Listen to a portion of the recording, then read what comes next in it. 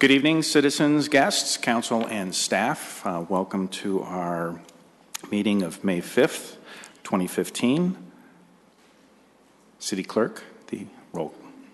Mayor Cernanik. Present. Mayor Pro Tem Beckman. Here. Councilmember Brinkman. Here. Councilmember Cole. Here. Councilmember Stallman. Here. Councilmember Valdez. Present. Councilmember Hopping. Here. Okay, if all could please rise for the Pledge of Allegiance.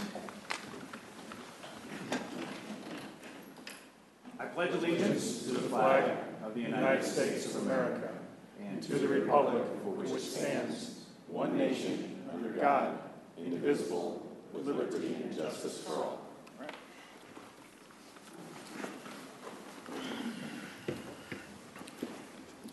Council, any changes to the agenda as it's printed are available? Thank you. Looking for a motion on the certification of minutes. I have a motion. I move to approve, based on the clerk's certification, the April 21st video as the minutes for the April 21st, 2015 regular meeting of the City Council. Second. Okay, Council, we have a motion and a second on the certification of minutes. Council ready to vote? And a reminder that the toggle up is yes. The vote is 7 in favor. The motion carries. Thank you. We now move to unscheduled public appearances. For citizen comments, unscheduled appearances are an opportunity for any citizen to express opinions or ask questions regarding city services, council policies, or other matters of community concern that are not part of the scheduled agenda. Generally, an immediate response should not be expected. Typically, issues are referred to city staff for follow-up information or research and reported back to the council and the individual that initiated the comment or inquiry. If any citizen would like to speak during unscheduled public appearances, please complete a green citizen card. Those are located on the table at the entrance to the council chambers. And please provide the green card either to the city clerk or leave it at the podium. And when you do approach the podium, as long as you complete the green card, you only have to set your name. So, and give me a second here, Linda. Good evening. My name is Linda Knufinke, and I live in the 4th District. I took a look at the legal descriptions that are in front of you tonight for the Santa Fe Urban Renewal Plan and wanted to mention a couple things that I found. The properties listed as agriculture in the legal descriptions are not agriculture or designated by the county as agriculture as the law requires. The Arapahoe Mental Health is one of those properties in Area 2-2 zoned as residential SF assisted living, and Vinewood Investments Area 3-2 zoned as vacant commercial lot. And there were 4 properties that were added to the plan. They were not on the plan that you approved on 11/4/2014. 3 properties are adjacent to Enser in Area 1-1, and there's a South Suburban property just east of the Lee Gulch property. More issues with the legal descriptions. You still have that non-existent ghost property in Area 3-1, and the totals have not been adjusted when properties have been included or excluded, and Area 4 was added. So if you add an area or properties to the legal descriptions, it's a modification to the plan, not a clarification. So another question we have is, why wasn't LIFT and the Planning Board involved in these changes to the Urban Renewal Plan? Rights of way or an addition of properties were never discussed by LIFT or in council meetings. So now I'm going to kind of go pretty quickly through some of the things, and you can follow along in your legal descriptions. So actually, I'll do that after this slide. One of the issues is definitely the totals. The plan says the Santa Fe Urban Renewal Plan includes 83 legal parcels and 266 acres. My rough calculations, there are 70 legal parcels, and according to your calculations provided on the clarified legal descriptions, there are 250.31 acres. Total should reflect included and excluded properties, and again, this is for 25 years, and this is what LIFT needs to use to manage urban renewal, so it's worth the effort to get it right.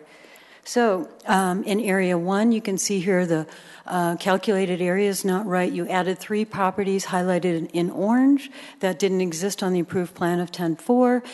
Here are the 3 properties that you added. It's adjacent to the Enser open space or close to it. Again, you need to adjust the totals here. For Area 2, again, the totals didn't change from the plan you approved on 1114. Area 2-2, here's a parcel number or AIN that was not on the original plan approved on 11-4. And on the bottom, the AIN is not designated, highlighted in yellow, it's not designated as agriculture for Arapahoe mental health. So again, get the totals right. For Area 3, here's your ghost property. The number doesn't exist per the county, and I can show you here's the county database. And it says no matching records were found in 2015 and 14, so for that matter. And then here in Area 3-2 is a parcel that is designated as agriculture, which is not agriculture. Again, it's owned by Vinewood Investments. It's 1.74 acres, zoned as a vacant commercial lot. Again, here's the proof from the county database that it's vacant commercial, that property. And again, 3-5, the totals can't be right. The 2.1 acres did not exclude the 3 properties, Evergreen Motel, McDonald's, and Little's houses listed below. So based on county data, the acreage is 1.33 and the excluded acreage is 2.01. So these totals should reflect what exists out there. So my suggestion is to get the descriptions right before you approve this or any other plan. Get the acreage right too. Thank you. Thank you, Linda. Anyone else? Carol?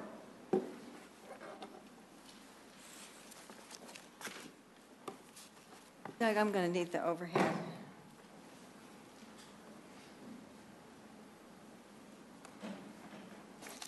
I'm Carol Brezak. I live in the 4th District. Tonight you're being asked to clarify the legal description of the Santa Fe urban renewal area. This is in no doubt response to a request by the county for a resolution to approve the changes to the original plan that had been submitted to the county. Submitted to the county without approval from LIFT, the planning board of the city council. Your resolution quotes from section 1.4 of the plan. The legal description initially provided as Appendix B did not explicitly include the adjacent rights-of-way as provided by the plan. But the rest of paragraph from section 1.4 that was not provided in a resolution states that in case of a conflict, the legal description presented in Appendix B shall prevail. What you are being asked to do tonight is to change the legal description of the area, not clarify as stated. To clarify means that you are trying to make something less confusing. There's nothing confusing about the legal description you approved. It's clear and straightforward. What you're doing is adding land to the area you previously approved. You can call it a clarification, but the taxpayer will not see it that way. This is a modification of the total land area of the plan, land area that is now needed to meet the requirements of the law to include ag land in the plan. This is a deliberate attempt to skirt the law and the city charter by calling it a clarification and not a modification, which would trigger an election per our charter. On March 17th,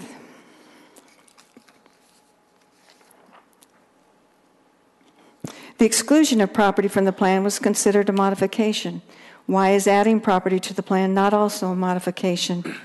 I have an email here from Eric Irvins from the city to the county. He's saying that the legal description has been revised to include a parcel in Area 2.2 of the Santa Fe area. How a revision to the legal description gets made before it gets approved is beyond, it's just beyond the pale. Prior to the approval of the plan on November 4th, Linda Kanu-Finke informed this council that the 3 parcels now being added to the legal description were missing. She was ignored. Mr. Reese was notified by the county about the discrepancy on January 12th. If the land should have been included, why wasn't it brought to your attention on March 17th when you were considering the land modifications to the Santa Fe area? Could it be it wasn't important? But it became important when certain properties were excluded from the plan, making the ratio for ag land inclusion out of balance. The legal description you provided on November 4th prevails. That is what the plan states and what you approved.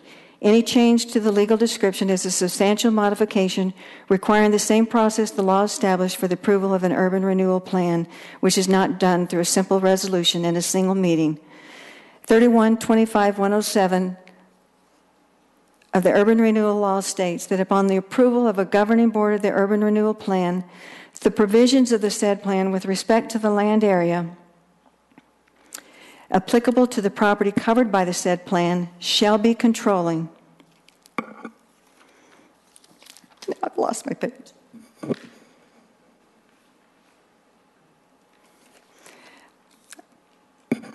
What this essentially says is that when you approve the plan, it's the controlling document, and the controlling document that you approved said that the legal descriptions will prevail. So what you're doing tonight is circumventing what the words of the plan have said and what the law says, and I beg you to follow the law.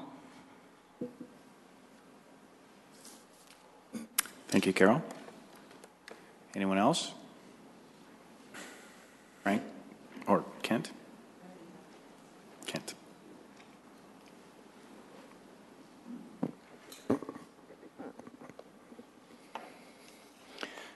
Good evening, Mayor and members of Council. My name is Kent Bagley. I live at 1467 West Briarwood Avenue in District 3. And normally I would be at an RTD board meeting tonight, but there are no scheduled meetings. So I had the opportunity to come down and make some comments about a number of things. These are general comments. First, I wanted to laud the City Council on their appointment of Bill Hopping to fill the District 1 remaining time through 2015. And I see that the vote was unanimous. I think you are to be congratulated. Mr. Hopping was head and shoulders above anybody else that you reviewed or interviewed. So I suggest that I think he'll do a fantastic job as the City Council. Tilted the whole dais with the size of his head. I know, it's all tilted. Tilted to your left, to my right. One of the other comments, or three of the other comments that I wanted to make, as I'm sure all of you are aware, there are stationary master plans for the downtown Littleton Station and the Mineral Station, which are being at least partially funded, if not wholly funded, by the Denver Regional Council of Governments. And I want to suggest to you and assure that they are completed in a timely manner.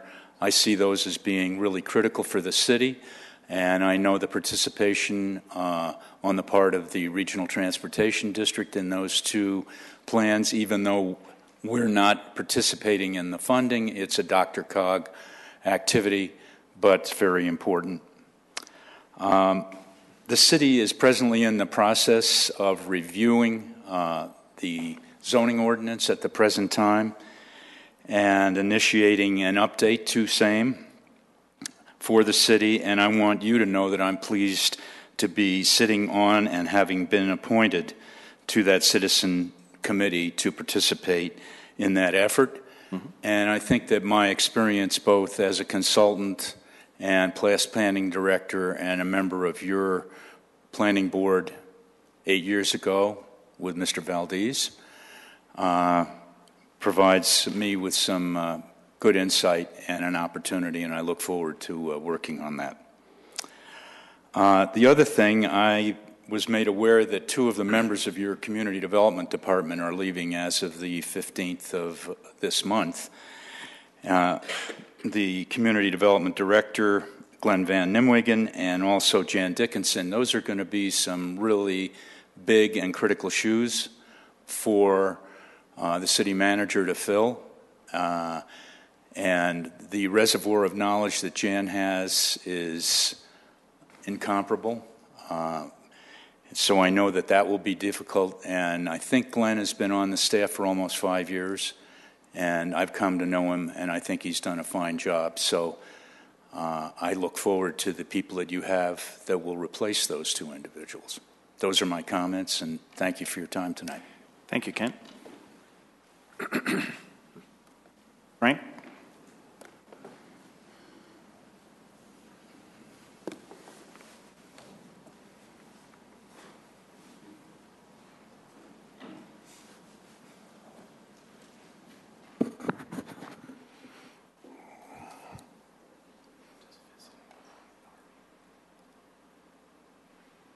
ignore you.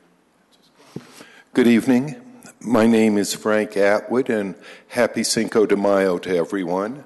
I live at 7094 Castilla Street, and my phone number, is 720-260-1493 for those that would wish to reach me. My theme this evening is unchallenged perception becomes reality. I consider the following statement, which was distributed by Your Littleton, Your Vote, to be accurate.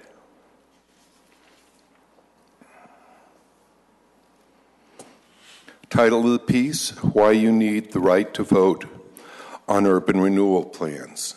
Section heading, Urban Renewal, and TIF takes taxes away from Littleton Public Schools and other taxing entities. Our answer was the tax dollars which LIFT collects is money that would otherwise go to Littleton Public Schools, South Suburban, Parks and Recreation, Arapahoe County, and Urban Drainage and Flood Control. I think I'm being told that this statement circulated by Your Littleton, Your Vote is misleading and fear-mongering. Tomorrow morning I'll clarify that accusation and return next council meeting with evidence to the veracity of these statements. Until then, I ask the question,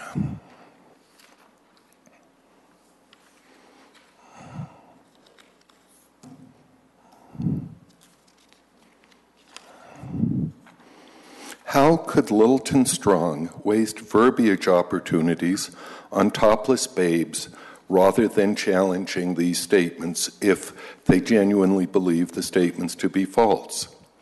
I do realize that the mayor finds the topless babe to be cute.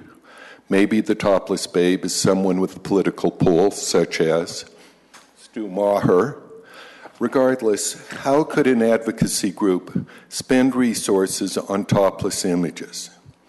Again, I'd like to return to the theme, unchallenged perception becomes reality. Also, don't be distracted by the eye candy. Thank you all. Good night. Thank you, Frank. And I've made comments about the but-for component of urban renewal. So, talking like yeah. Thank you. Anyone else? So then we move to comments and reports. Oh, yes. Okay, I missed your hand, Pam.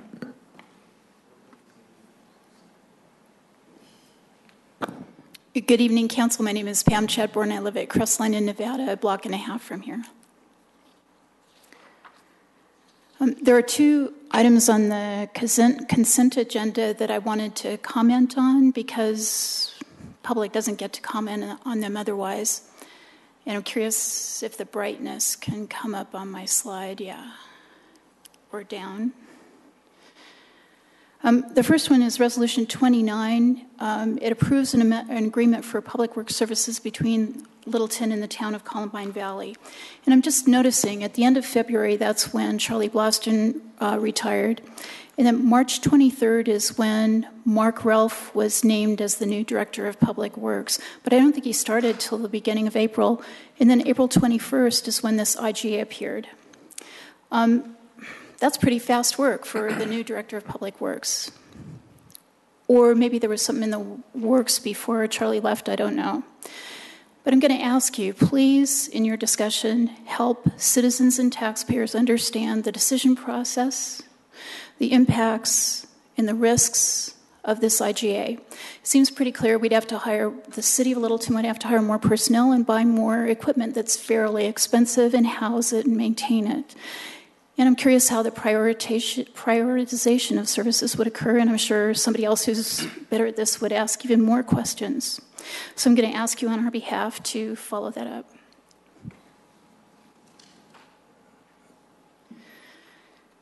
My second item is about public service.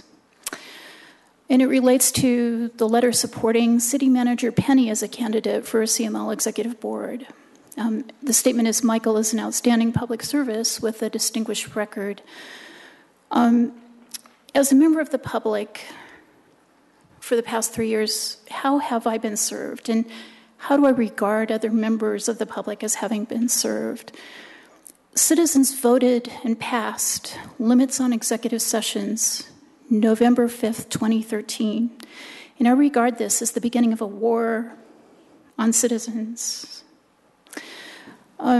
So the city manager in the paper was quoted saying this would cost us more because he would have to meet with council members separately. And my question is, why not just hold these sessions publicly? Which I think was clearly the intention of the vote. Why not? Instead of meeting 2 by 2 with the city manager. So he was part of that. And as a member of the public, I'm excluded, when I think the clear intention of the vote was that we be included. City rebranding was undertaken without public discussion. A logo was selected without public hearing or comment. I don't like it. It doesn't represent my idea of the city. Written minutes of the city's authorities, boards, and committees were replaced by video. We're the only city in Colorado to do this. It was said by the manager that it saves money, but it does not. It definitely imposes a greater burden on citizens and others to find and follow city discussions and citizens' decisions. Does it serve the public? The economic plan and the comprehensive plan updates are general and they lack definition of specific outcomes, schedules, and risk identification and mitigation. These are fundamental management processes, which I think should have been brought to the public as part of the formation of these documents. I've never seen a long-range budget projection with the ability to represent budget impacts of your decisions. When you make decisions, I want to see the impact. I've never seen that. And I could go on, and I have, but please reconsider this letter of support. Thank you. Thank you, Pam. Anyone else? I'm trying to make sure I have that. So, City Manager, comments and reports? Thank you, Mayor. I want to start with staff. Kent Bagley took a little bit of my thunder there, but first I'd like to introduce our new Public Works Director, Mark Ralph, right here from outside of Seattle, Washington. He also worked in Grand Junction as a Public Works Director, and so he's happy to be back in Colorado, and he has hit the ground running and just doing a fantastic job. So he'll be reaching out to you guys over time, and he's still figuring out which way's north and understands where the mountains are now relative to in Seattle. But it's been great having him on board. So you're going to see lots of changes, and he's very excited, and staff's really been stepping up to meet expectations. As Kent mentioned, community development is actually we're down 4 staff people in community development with the start of Dan Thielen's leaving several months ago. But we do have a plan in place. It will delay some of the larger long-term projects.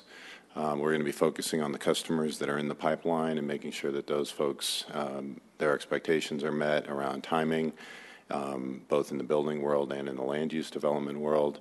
We will be outsourcing some of those projects with consulting services that we already have on board. They're going to step up. Glenn's position is currently posted. Closes in a couple weeks, so we'll get that filled as quickly as possible. And then we'll wait for Jan's position until the Community Development Director is on board. So, and I'll probably be looking for a volunteer to participate in that interview process. I will get to the manager's minute here momentarily. We are working with South Suburban right now to do an audit of the revenues and expenditures related to South Suburban's work in Littleton over the last 10 years. The mayor asked that go back as far as when the Buck Center was built. It happened to be 2005, so I was luckily on track with that. So we're looking at really how much money have we given to South Suburban, what's been the return on that, what's been in their involvement, what kind of overhead are we looking at. So we're working with their interim director, Deanna, at this point on that. Subsequent to that, we will be looking at doing a master plan for the city of Littleton for our Parks and Rec needs and for Littleton's needs. I learned that Lone Tree had done that several years ago. We'll be doing that same thing and then working with South Suburban to see that implemented. And we have a list of all the properties. I think Mayor Sinanek and Councilman Brinkman had asked for this.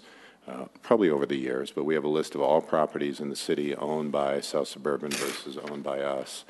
We're still doing a little cleanup work, but when we get through that, we will update the council and provide you with that information as well as soon as we get it all listed out and make sure it's accurate.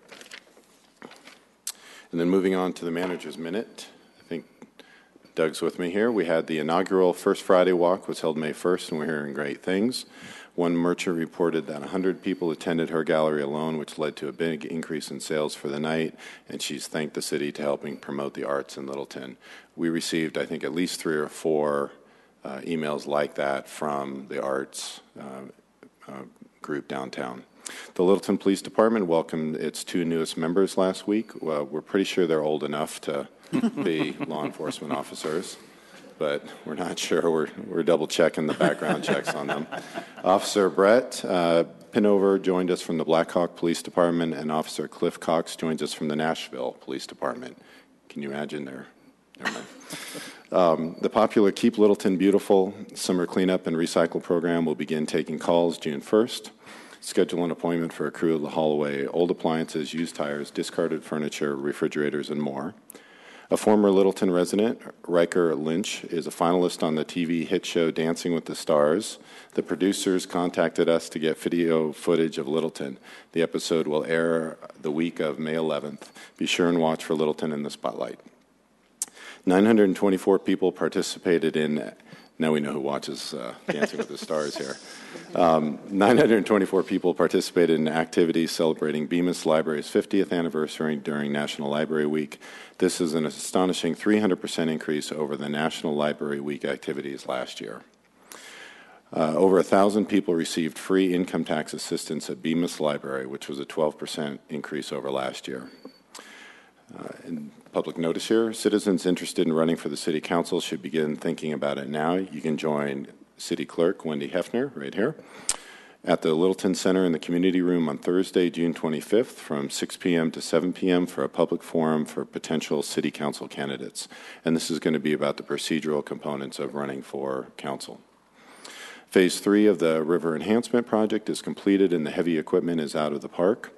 Restoration work, including planting of 1,500 shrubs, 80 trees, seed establishment, and weed control will continue through the summer and over the next few years. We have a new picture here. Littleton Fire Rescue just received a new ambulance for Station 15 and a new engine at Station 16. It's prettier than it looks in the dark picture right there, but it's a gorgeous new ladder truck. The popular meet, greet, and eat events are returning this summer. Join us for the first one at Trailmark, May 19th, for free pizza, ice cream, and great conversation with yours truly up there, City Council, and our city staff. Brews and Views is coming May 24th from 1 to 4 at Hudson Gardens. This brand new event will feature food, trucks, music, and games. It will be a fantastic event featuring great beer from, I think, almost 30 local breweries. And last but not least, visit littletonrocks.com to get details on all of this summer's events, including the Twilight Criterium. Additionally, staff has provided each of you with flyers for some of the upcoming events. We encourage you to share them with your neighbors and constituents. Thank you very much, Mayor. Thank you, City Manager. Councilmember Cole? Well, nothing. Thank you. Councilmember Stallman? I told Councilmember Beckman I misheard you there. I thought you said Bruce and Views, which I don't think anybody would attend. So we were concerned. We can put it on Open Littleton and see what the feedback is. I attended the County Community Services Block Grant quarterly meeting on the 29th of April. The block grant this year is up to $367,000 and some change for the year starting March 1st. They're in the process of recruiting low-income participants, say below 125% of AMI or area media income. Some of the services that the county's providing through this grant include homemaker services. There's 284 active participants countywide, the largest number of which do in fact live in Littleton with 119. Transportation services, that's mainly an Aurora issue, but there's also chore services that they've got 300 people being served with roughly 3,000 hours of service, and this is non-routine kinds of things around the house. And then they've got a Veterans Services Work Study intern starting to try to connect veterans with opportunities as well. If you know a senior or someone who has needs in these regards, you can contact Joe Hammett with South Metro Housing Options or ping the county and certainly connect with them, and they can get people in the right direction. Just on that, contact with Diane at TLC Meals on Wheels. They might actually have, some contact element because they do serve Littleton. Sure, good idea. And Western Centennial. So, okay, can you ping me her I'll get it. phone? I'll send it over. Okay, great, thanks. Thank you, Councilmember Valdez. Thank you. The Littleton Art Walk was last weekend. It was well attended. I was able to get down there and over to the Art Depot where they received a community building grant. Is that something that goes through the city? Was that the $250? It wasn't. Well, they bought some furniture and stuff with it. It wasn't huge. Yeah, I'm not sure where it came through, but it's the Mark Barron's, through the city. I think it was $250. Anyway, they were very thankful for that.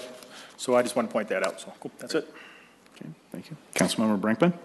A couple things. One, City Manager, when you're working on the audit on the South Suburban, yes, could you also include in that over the 10 years any matching funds from Littleton that would have supported South Suburban projects? Certainly, absolutely. That would probably be primarily open space, but there has been some others too. And then just your report on what things that are going on in Littleton, it just kind of a fun note. It's probably the first time in a long time I'm getting phone calls and emails from friends throughout the metro area, Thornton, Denver, Westminster, who are emailing me down, what's that thing going on down there this night or that night? Or I heard about something in Littleton, what's going on? So word is definitely getting out, and our marketing team is doing a great job. I know they just went to a conference on social media, which is really where half the population gets their news and information these days. So it's definitely working and getting out there. So that's exciting. We've been told as a council for years that the community would like to share the good news story of Littleton and what we're doing. So I think we are, and it's working, and people are responding. I'll pass that along. Thanks. And then I wanted to also, regarding your comments on the river, we will be reseeding. Our rain, the bounty of our rains has washed away all our seeds. So, but it's interesting if you do get a chance to go down there and see how it's working, because this is a perfect example of how the improvements along the river are, how they're managing the extra flow we have right now, and then when the flow recedes to go down there and see what it looks like again. And that's really the effect of what we were going for, and it's working beautifully. So that's a victory again, our final on the river there. And then I wanted to get support from council to ask staff to move to work on bringing us an ordinance that would take another look at our outdoor smoking policies, the policies that we have currently on the books regarding outdoor smoking in front of establishments, in open space areas, parks, playground areas. What is our policy regarding outdoor patios and that type of thing? I've gotten a number of citizen comments over the last few months. There's been a trickle over years, a number of years that every so often someone will send something, but there seems to be a little bit of an increase in that. I know there are other municipalities who are taking a harder look at some of this, and other municipalities that aren't looking at it all. But I would like us to take a look at what we have and any improvements that we can make on that, anything that we can do that would improve. We're putting a lot of effort into what we can do to make our downtown more appealing and more open and comfortable for people, and I think that's part of the component of that too. So since it would require some staff time and work on that, I would like to get four votes of support to ask staff to move forward. Let me ask the city manager, do you need us to poll, or how do you want to respond? I think that'd be good, considering it's an ordinance request. Okay. Do you want to just give us a rough idea, big time, little time, medium time? We could probably, I mean, I got to talk to Kristen at some point, but I think, I mean, we could put it together in the next month or so, if not before. But I think a motion from the council, just a simple motion to show support would be appropriate. Well, let's just see if a nod of heads. Bill, okay with that? I'm fine with it. Debbie's okay? Sure. We polled. Thank you. Head nod. That's it. Thank you, Deb. Councilmember Hopping? Well, I don't have much. I'd just like to thank everybody for the warm welcome, and I'm trying to get up to speed. There's a lot to learn. I've been to a lot of council meetings. I didn't realize how much there is to learn, and I just look forward to serving. Thank you. Mayor Pro Tem Beckman? No report this evening. Okay. And just have a few comments. First, Feliz Cinco de Mayo. And spent a good part of this afternoon and a little bit of this morning with Director James Eklund and Dr. John Stolp, who are both working on the Colorado Water Plan. Everyone has probably seen some of the pictures that may have been in the Denver Post, or some of them have actually been posted on social media, as well as to what's happening in California. And one of the things they brought to the front is how the Colorado Water Compact actually impacts Colorado, and it's not an immediate threat to Colorado, but how the basin that ends at Lake Powell, and that's kind of our bucket for the Colorado River Compact, and above, from Lake Powell and above, does not involve the feds, but from Lake Powell down through Lake Mead and the rest of that basin is under actually federal control. So there's a voluntary component, and there's the other end trying to talk about the impact of, particularly with Lake Mead and Las Vegas, and how that impacts the potential for the call on the Colorado River Compact. And so it was an interesting discussion also in the context of the Colorado Water Plan, and we got through a lot. The comment period is still open for folks that may choose to comment, and working with the city manager, we'll see whether we want to put something in by the July timeframe. But some of the items they're going to be talking about not only are supply, which they've been working on so far, but it's going to be treatment and reuse are going to be topics that need to be integrated into the next level. And with our wastewater treatment, we're definitely in that, although we're not as big on the supply. But the question is, what do we do? I had an opportunity to spend some time with a career day at Goddard Middle School, and the teacher was nice enough to collect some comments from the kids, the children in the class. At least the ones that were shared with me were all pretty positive. I want to thank the staff for the support on that, and several of them said that based on our performance there that we deserve a raise. So. And then over the last week, I had an opportunity to attend a couple of workforce training initiatives. And as we look for prosperity across our communities, having everyone fully employed is pretty important. And it's interesting to see how the colleges and universities are working with businesses and actually having various different training programs. One that is particularly interesting is RTD, and the build out of RTD will get us to about triple the level of transit that currently exists in the area. And so they have about 1,000 folks right now employed, and they're looking for that to increase to about 3,000 in the next time frame. And so they have a memorandum of understanding with Community College of Denver and what they're doing. And it's actually, they're anticipating hires, putting folks in the education program so that the timing of when they're finishing the education program matches when the job is available, and they have an opportunity to spend some time actually on site and doing some work. So that's pretty good. And then Last comment for the evening here is Mayor Pro Tem Beckman and I will be having our first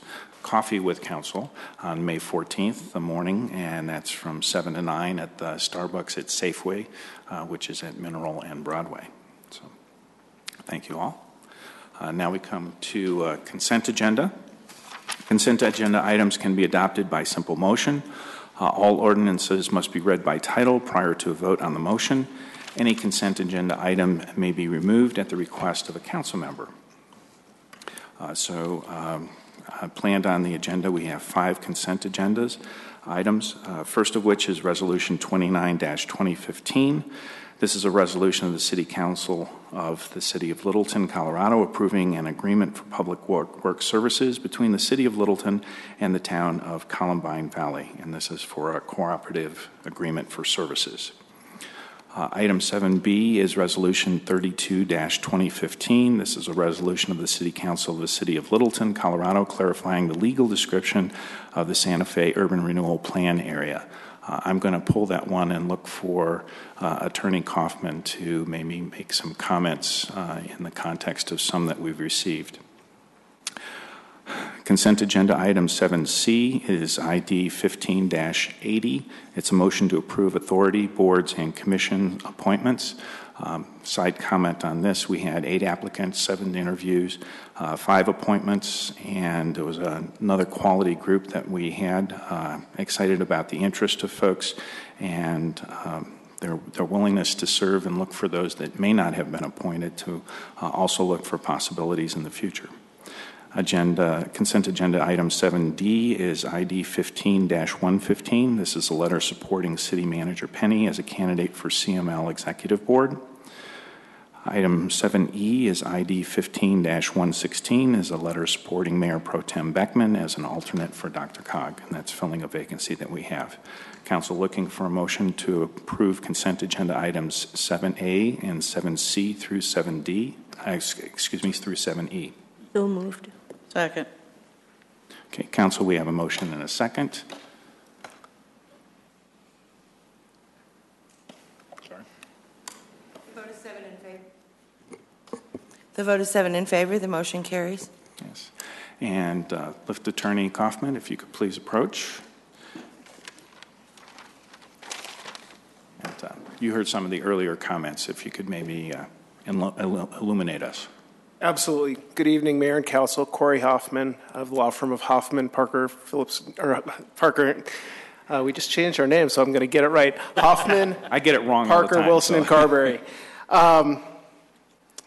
First of all, I'll talk about the right-of-way because there was a lot of discussion about the right-of-way. Make no mistake that the county is concerned about the inclusion of the right-of-way within this clarification language. However, in the city's condition survey that triggered this entire process and in the plan, there was a reference specifically to adjacent rights-of-way.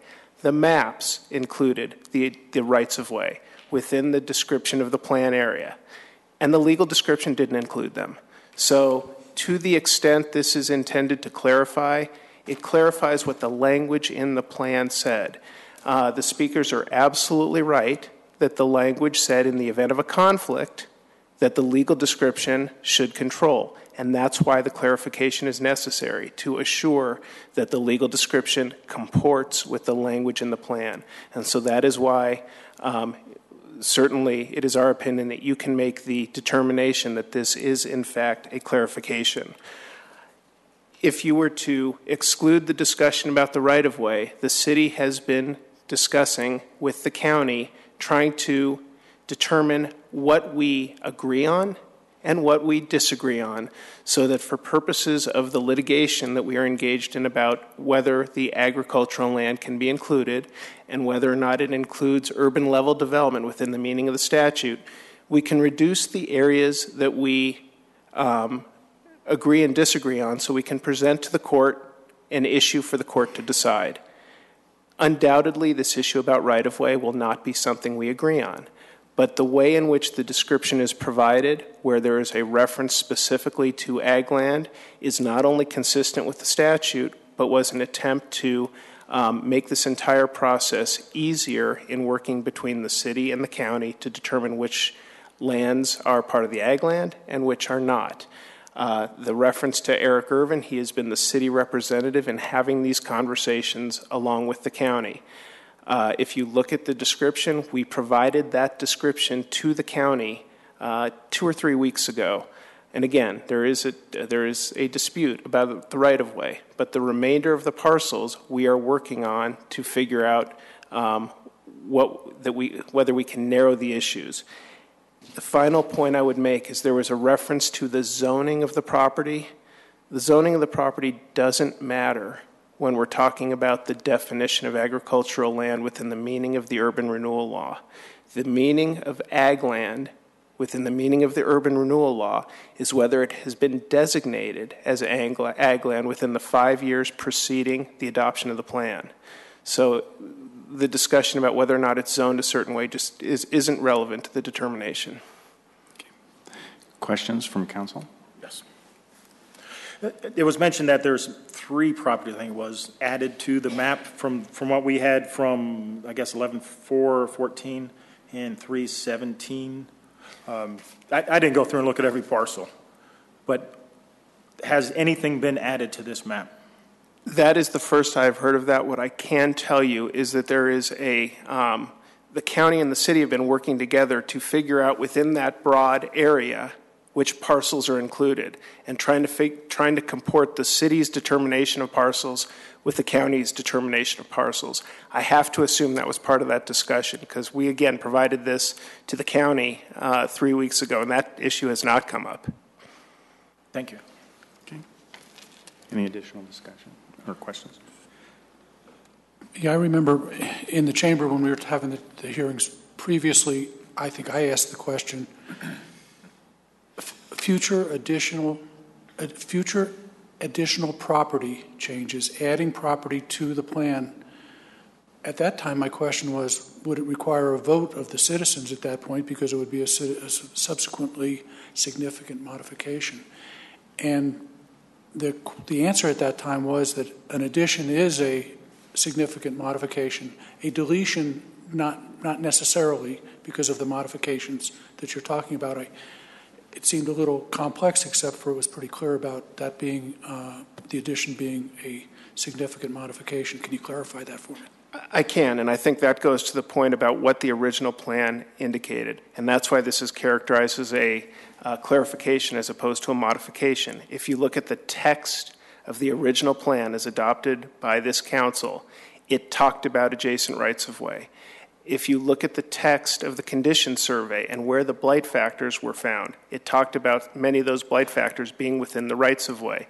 And again, the section 1.4 talked about specifically adjacent rights-of-way.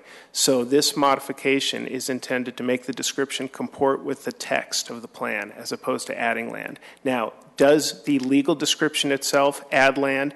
The answer to that question is yes, but the reason it's being presented as a clarification for your consideration is because the plan contemplated it from the very beginning when the city approved it. Okay. Any other questions? I'm not sure how to ask this. When I studied this before tonight, it didn't seem to me like a clarification. It seemed to me like a correction, which is perhaps different even from something that's been said already tonight by anybody. So I'm trying to understand that piece, because clearly we had things that contradicted each other in terms of map and description.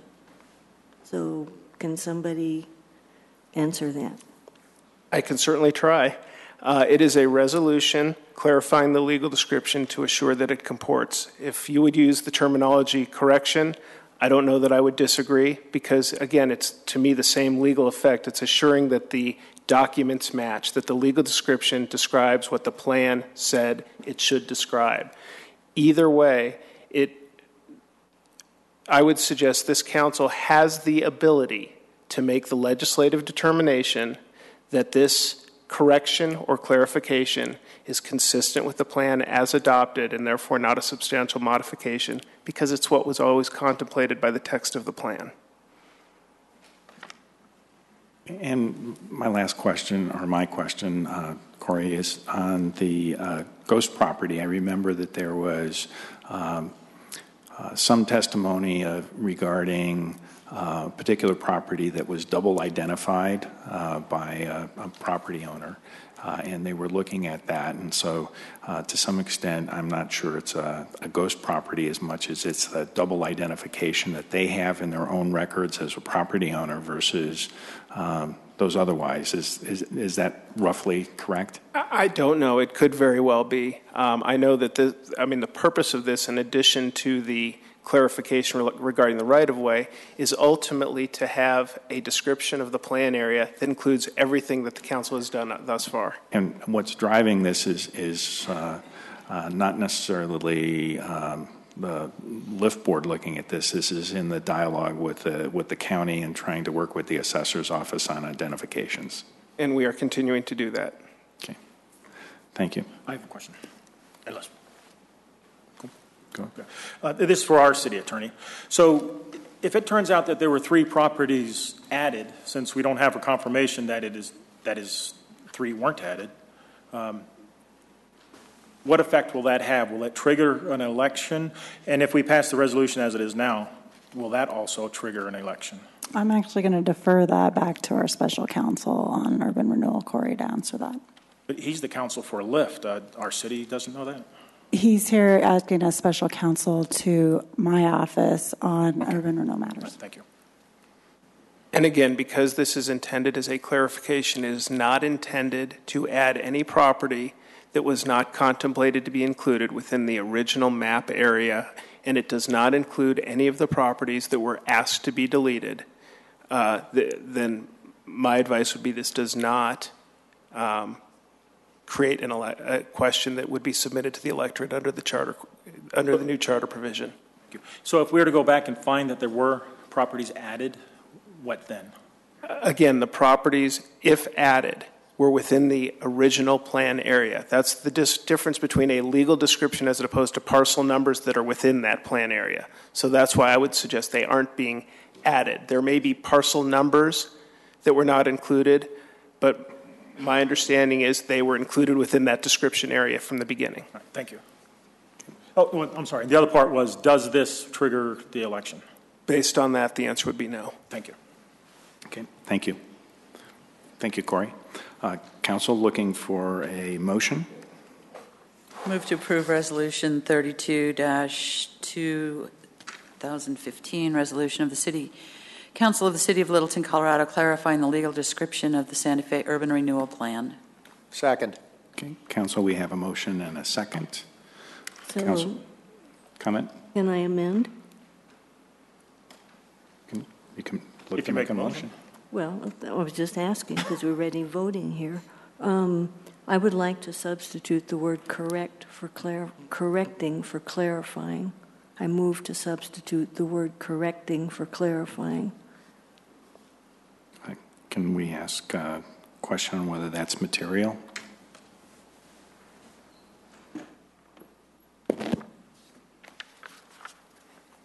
My recommendation would be you use the terminology in the resolution because the clarification, I think, better speaks to the fact that it is intended to comport to the original plan and the language in the plan and the maps in the plan.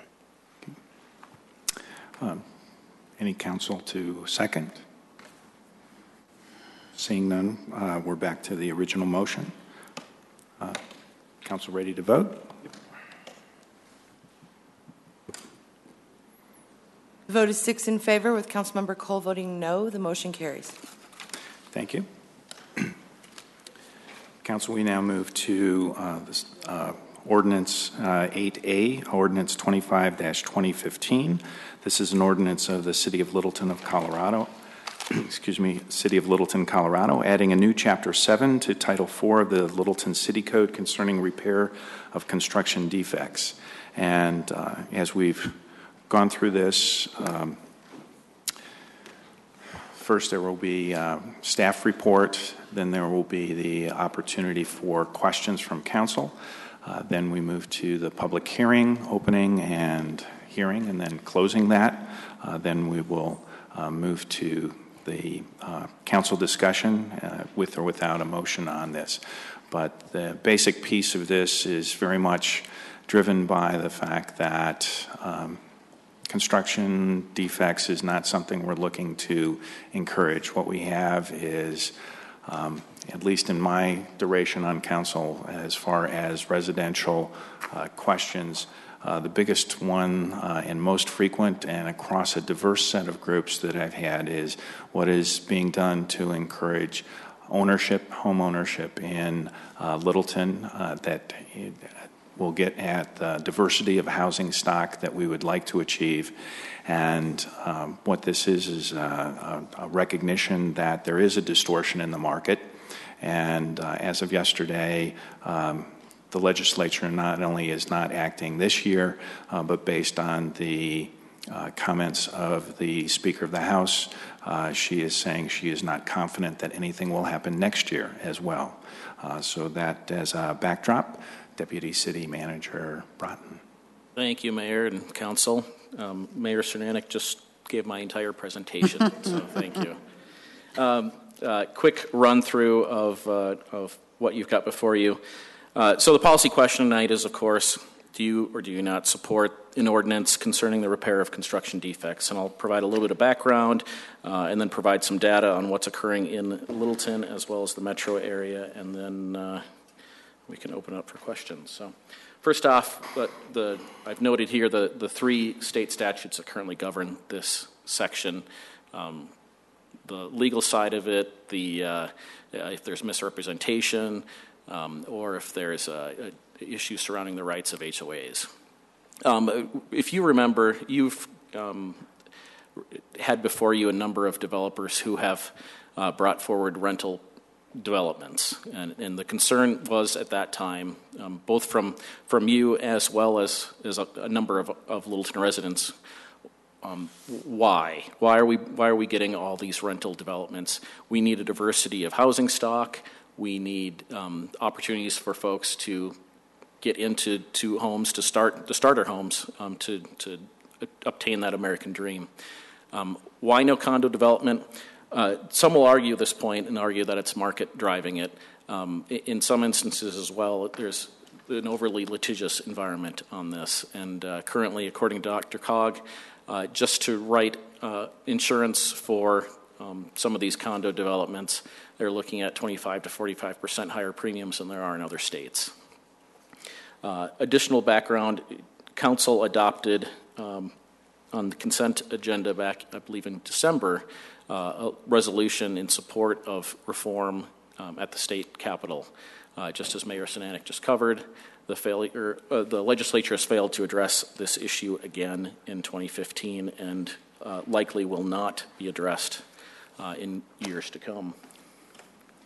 So these are the bills that were purported to address this issue. Senate Bill 177 was killed, and that was one that was developed by there was bipartisan support for it. The other three were late to the game, and all three were killed in the last couple days, or one was laid over by their sponsor, effectively killing it. So on the ordinance itself that you have before you, the language is placed within our building regulations. It's an undeniable area of local control. Similar to it's written very similar to Lakewoods and Lone Trees more so. And there are other communities that are also considering such an ordinance, and that includes Denver. Mayor Hancock has said that they're interested in pursuing this, and their attorneys are looking at it. Wheat Ridge and Brighton have something on their agenda next week, I believe, or the following week. Arvada, there are others that are also considering similar ordinances. This specifically addresses multifamily and townhome development. We haven't really had much of an issue with single-family development that we've heard of. And what we need is, of course, that diversity of housing stock, which is why we're addressing specifically condo and townhome. It puts in place a process for homeowners and builders to address construction defects. And the primary two areas that it's seeking to address are builders' right to repair and providing informed consent to homeowners. So the builder's right to repair piece, I've laid this out. basically requires a notice of claim to the homeowner.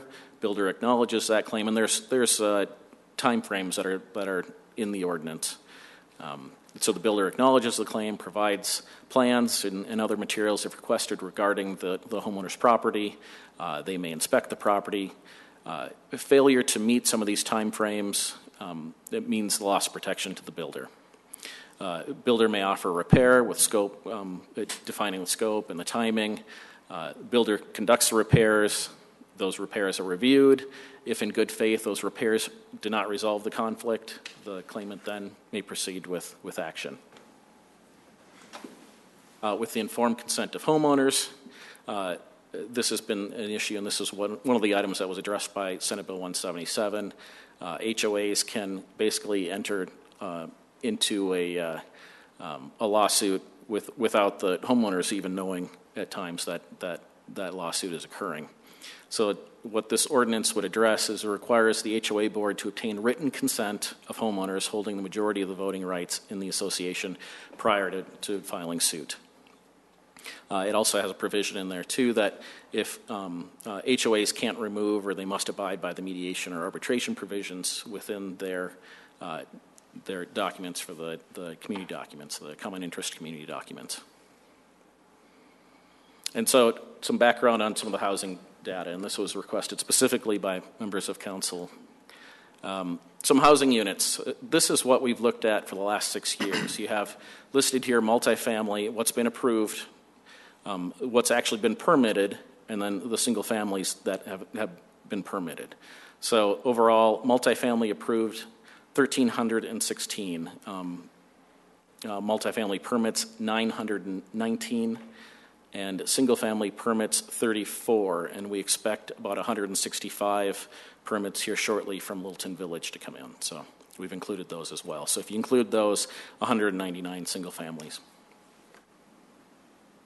Those are the projects themselves, if there were any questions. These are what's in kind of the pipeline or the project. Can you go back to that slide just 1 second? Sure. I just want to look at it. Sorry.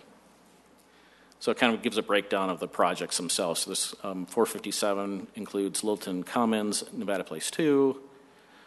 Did you have a question? Yeah, I was just going to ask, I mean, those are all non-owner occupied, right? They're all apartments. Nevada, well, there's Littleton Village townhomes in there, and the 249 included in 2014. Those would be the only ones, I believe. And when you say those are not condominiums, those correct, are... those are townhomes. Those are townhomes. Single family attached. So we really haven't had any condominium projects, my understanding, since Nevada 1 back in 09. In 09, correct. Okay. And they weren't on that list because of that. And when was Littleton Station built? Oh, that was way before. 07. Yeah. It was So well before that 6-year time horizon. It was about 7 or 8, I think, maybe 9. So these are what's currently in the pipeline for review. The Grove is 167 multifamily, that's rental. Villages at Bellevue, that's 340 multifamily. That's a rental project. It's on hold. It has not been withdrawn, so we're still carrying it on the books. Clayton Family Farms is a single-family project, and it would be for sale. And Littleton Valley Villas is 58 attached multifamily, but currently this sits in it's out in the county. It's not in Littleton, so there's quite a process still for that to come into fruition. So this is the I think what many of you have been looking for.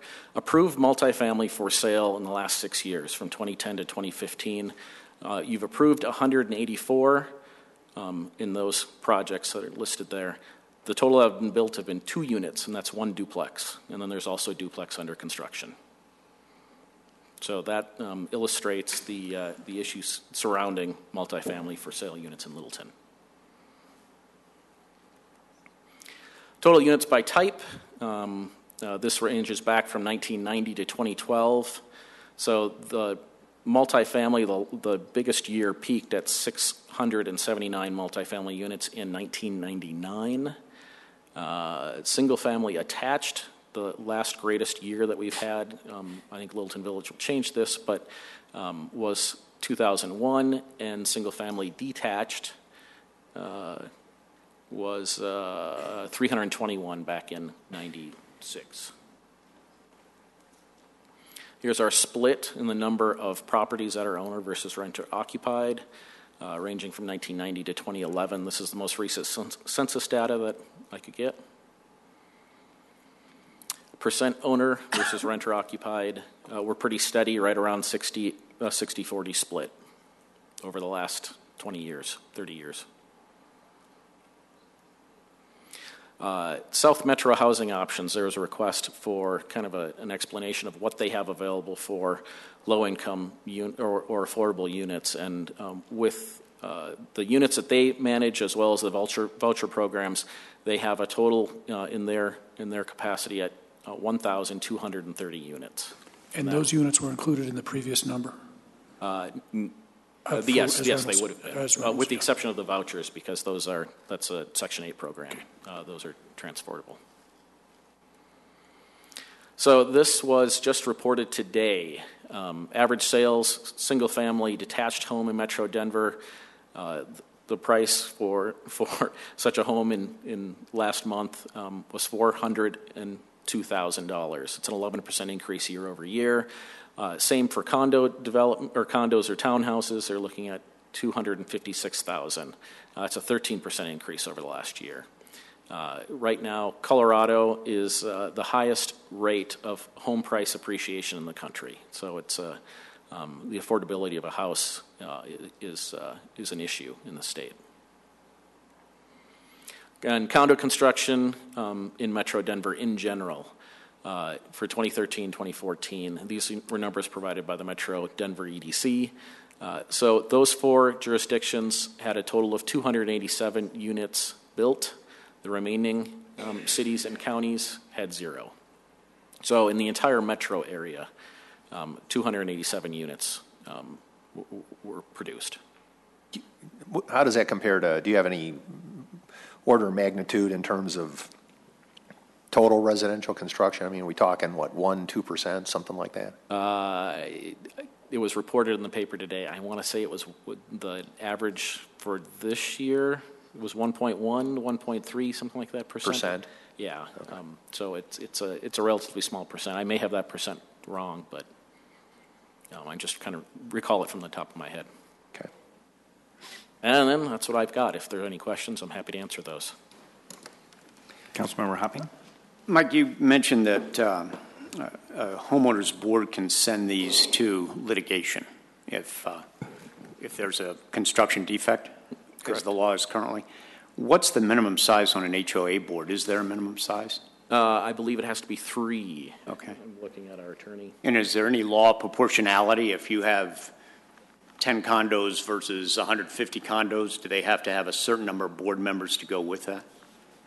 I don't believe so. I think the HOA board can enter into a suit if there's more than two or more units that are affected, I believe. Okay, so for any number of condominiums or people that are affected, if it's a minimum size board, 2 people can make the decision to take it to litigation. Correct. Is that correct? Okay. Under current law. Council, other questions? Bruce? Go ahead. Okay. Let me see. Handful of questions. We had actually, 3-4 years ago, looked for a house with respect to trying to move Mark and Eric. And actually, there's some of the realtors here who assisted us can attest to some of this. But I mean, there were starter homes built in the 50s that were sub 200,000. You could find them at 150. Maybe they can address this. Do you have a sense today what sort of our market looks like? I mean, is it mirroring what you were seeing in that there doesn't appear to be, in that article you referenced, that there doesn't appear to be much supply available at lower price points within the city? Mm-hmm.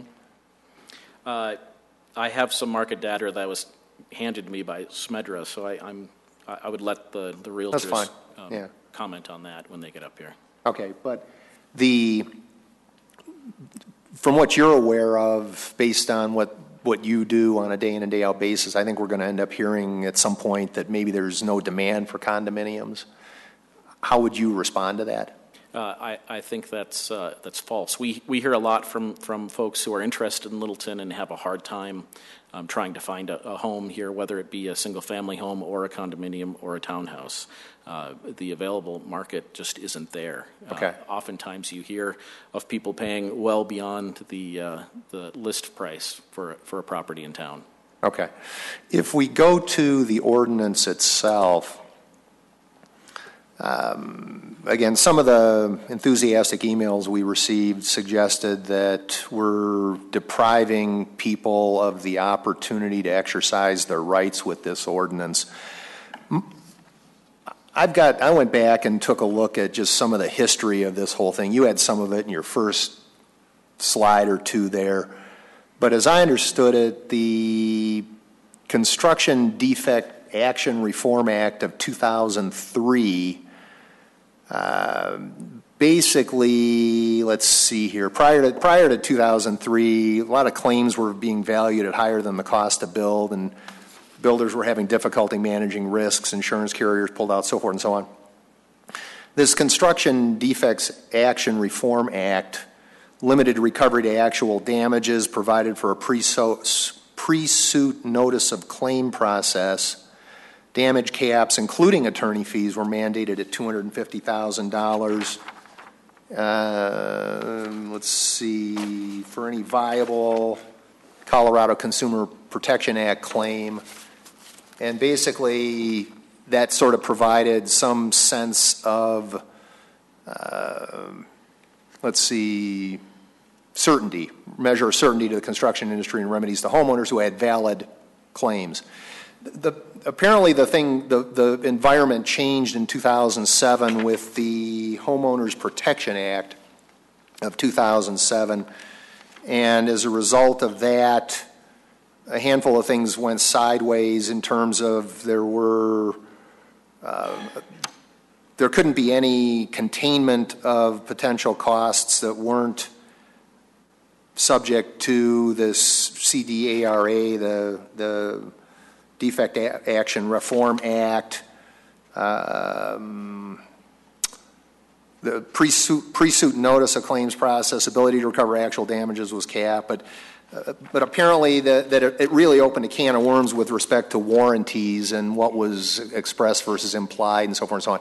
I'm assuming you've seen a lot of this because you've been involved with it over some period of time. Can you maybe provide a little more color in terms of what happened in 2007 versus what was going on prior to that and we're dealing with today? I don't know that I actually can. I wasn't involved directly in some of this activity. Okay. I don't know if Kristen wants to talk to any of the law itself, but I don't know that I can provide that background that you're looking for. Okay. Couldn't in any detail other than the pendulum was swinging back and forth there from 2003 forward, and then was sort of swinging back to protect homeowners with the Homeowner Protection Act that you referenced, but not to provide any level of detail much beyond what you've provided already. But with the ordinance we're dealing with tonight, essentially what we're doing simply is putting some resolutions in place similar to what maybe we're doing with the whole neighborhood mediation type of thing. Instead of letting people get into an argument and going right to court, let's put a process in place that says you have to, as a homeowner, give notice, and then the builder has to acknowledge receipt of notice, and there has to be an inspection, and there has to be, and the builder bears the cost of the inspections. And if the builder doesn't comply with this ordinance, King's X, they can get sued. Correct. The way they can get sued today. I think the analogy of the neighborhood mediation program is a good one because it's similar to what we are putting in place here. It's a process for both the builder and the homeowners to go through prior to going to court on an issue like this. Okay. So is it fair to say that, and again, a lot of this is stuff that we've sort of seen in some of the emails, But is it fair to categorize this as basically, the other issue in here would be where you have, if you're an HOA, you have to get your members to vote on going to litigation. Would you characterize this as essentially enhancing consumer protection for homeowners as opposed to taking something away from them? Sure. I think it gives the owners of not just the HOA board itself, but it gives the actual owners the opportunity to be involved in deciding whether or not they're going to pursue that construction defect claim. So it enhances their rights in a way. Okay. Thanks very much. Sure. Thank you. Councilmember Valdez. I think most of my question, I think I'll hold off till later, but I was mentioning thinking on some of those changes in the law. There's been at least 10 over the last 20 years, so about every other year they come up with something. So I'm thinking this is nothing new. The idea that it's not going to come back next year, I think it's very likely something's going to come back next year. I agree with you. I believe something will. So I do have some other questions, but I think I'm going to hold off to hear from a lot of the other folks we have to speak tonight. Thanks. Councilmember Beckman. This ordinance, where did you find this ordinance? Because I know we didn't recreate the wheel. Can you talk about that? It's based upon primarily Lakewood's initial ordinance, and then working with our attorney, crafted it to fit Littleton a little bit better. Are any of the existing units affected by this ordinance? No. And can you explain how that is? And then my question is, how is that different than for one that would be built in the future?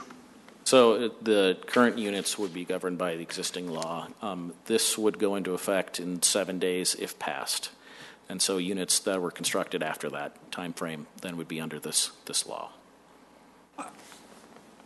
Hopefully our testimony will discuss this, but I went through and tried to analyze homeowners' rights versus due process for builders and construction.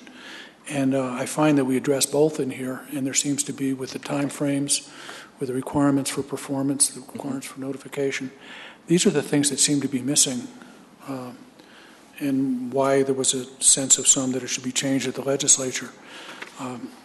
So I'm hoping that we'll hear more about that specifically, to talk about this is just a way to empower developers or shoddy builders versus finding a way to allow building to be done, because, as I understand it, it's not just the builder's desire, it's the financing machine is not in place to finance these kinds of things because of the concerns about the insurance costs up front and the future liabilities. And so hopefully we're addressing that in testimony.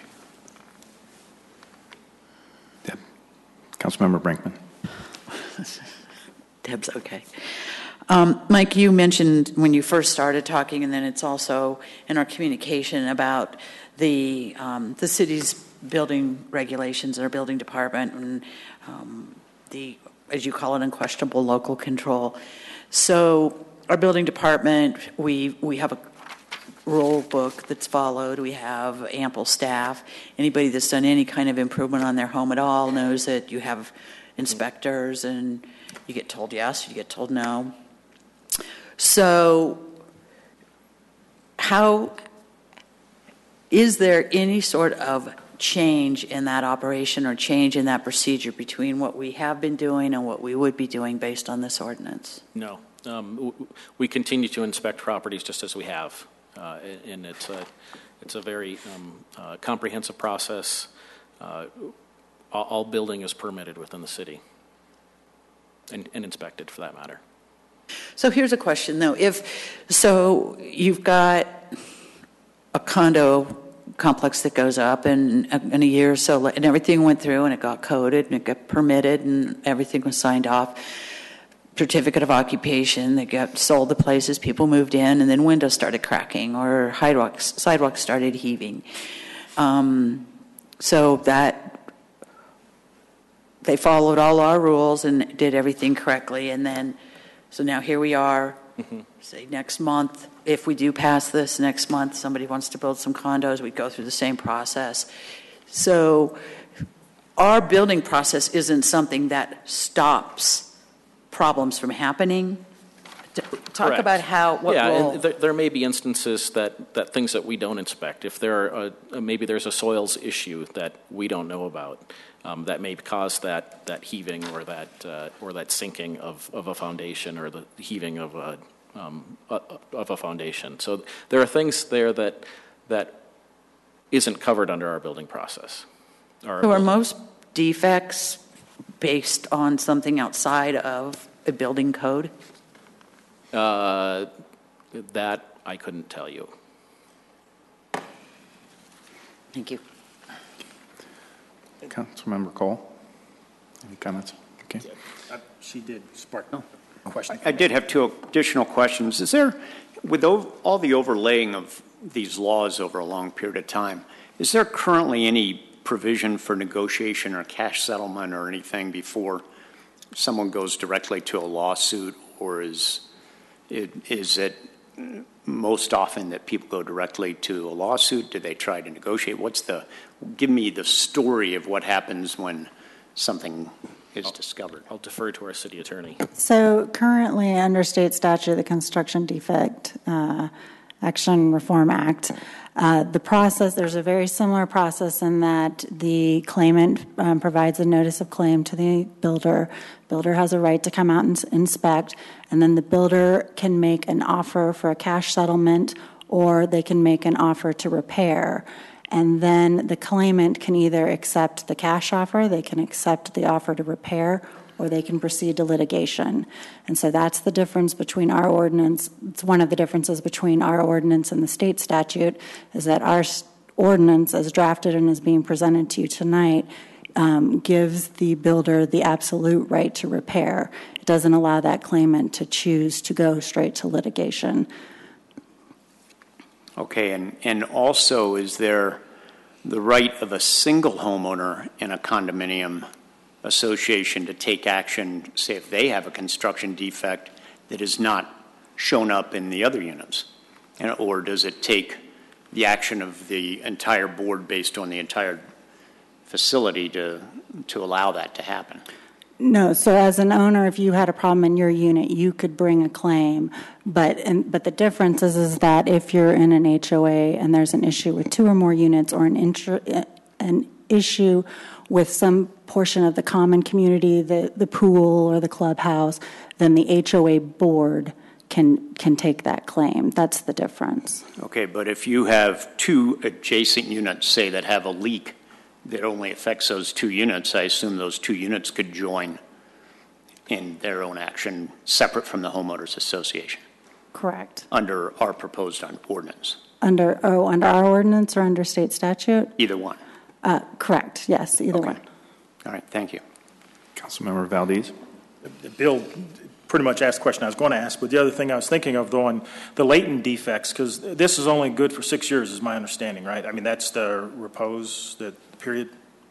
Right, so there's a 2-year statute of limitations and then a 6-year statute of repose. But if the defect is found in the 5th or 6th year, then they get an additional 2 years. So basically there's 8 years. So as far as a latent defect, that's not necessarily something the city would discover.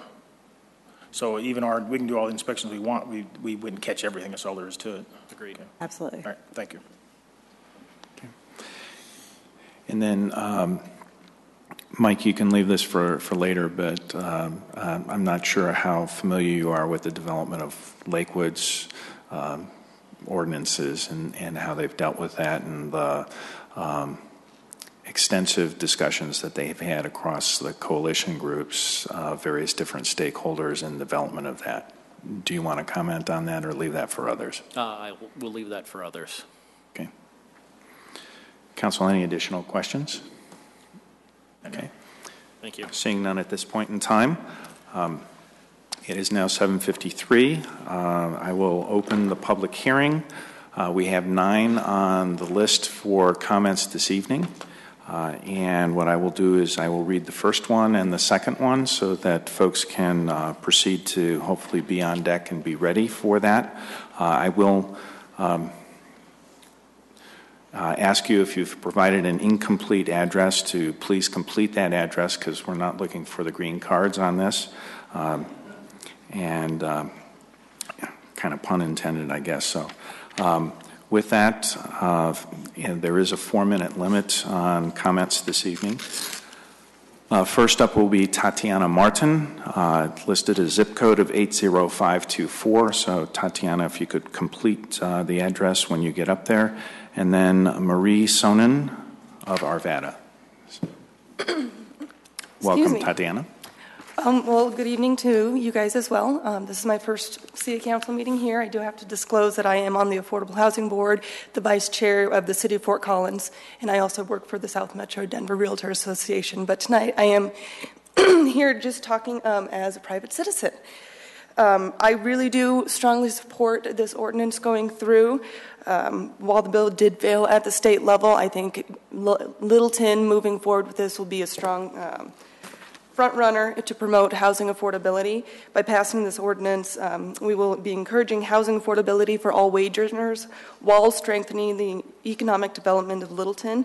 And I really do encourage us to protect our housing future. Thank you, Tatiana. Okay. Marie Sonnen and then Tia Zavaras.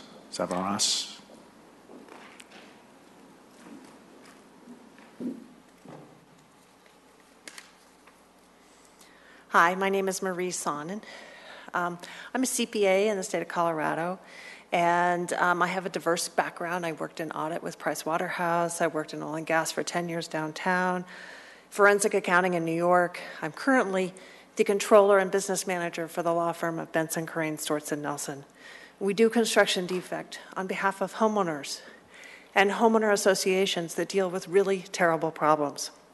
What I want to talk to you tonight about is Section 4-7-9 of your ordinance, where you're saying that homeowner associations cannot change their declarations regarding arbitration. And the heading on that is alternative dispute resolution. That all sounds really good. And before I came to work here, I didn't have any idea about arbitration. I keep hearing in this conversation about construction defect that arbitration is cheaper and faster. Therefore, government should be promulgating it. We should be making it for everybody. This is a myth. It is untrue with regard to construction defect. I have no idea about other cases, but it's a myth with regard to construction defect. Arbitration always costs money. You have to pay the arbiter to hear the case. Arbitration costs a lot of money. We pay $4,000 a day to have our cases heard. Construction defect litigation, it is complex, it's complicated. It takes a long time to get through it all. Typically, our cases last 2 to 4 weeks. You're talking $40,000 to $80,000. There's a cancellation fee. If we cancel within 30 days of the scheduled arbitration, we pay $3,000 a day for the entire scheduled arbitration. This does not encourage settlement, it discourages it. If the declaration requires a 3-arbiter panel, which some of the declarations do, we have to pay $4,000 per arbiter per day. That's $12,000 per day. You're talking $120,000 to $240,000 just to have the case heard. I want to compare that to a court. To file in the District Court of Colorado, it costs $224. The builders know this. They write the declarations. They write them because they have deep pockets, they can afford arbitration, they know homeowners can't. So they write them this way. Associations have many reasons to change their declarations. I live in an association that entirely rewrote their declarations, and we don't have any construction defect issues. Homeowners should be able to make these changes when it transitions from the declarant control to the homeowner control. With regard to it being faster, we had a case in your neighboring city of Greenwood Village. The entire case took 5 years. This is an arbitration case. The arbitration itself took 19 days less than 1 year. 1 year from the beginning to when the arbiter ruled in favor of the homeowners, but it took a year in arbitration. And it took 5 years for the entire process. It is not faster. You have a beautiful city here in Littleton. I come here often. I drive from Arvada, and I come here often. I used to take my kids to the Littleton Museum. It's a great city. I don't know why you would want to encourage bad builders to come. We represent real people with real problems, and there are bad builders out there. I don't know why you would want inferior homes that your residents are stuck with, that your city is burdened with. I urge you to reject this ordinance entirely, or at least delete Section 4-7-9. Thank you. Thank you, Marie. Tia Zavaras, and then John Harris.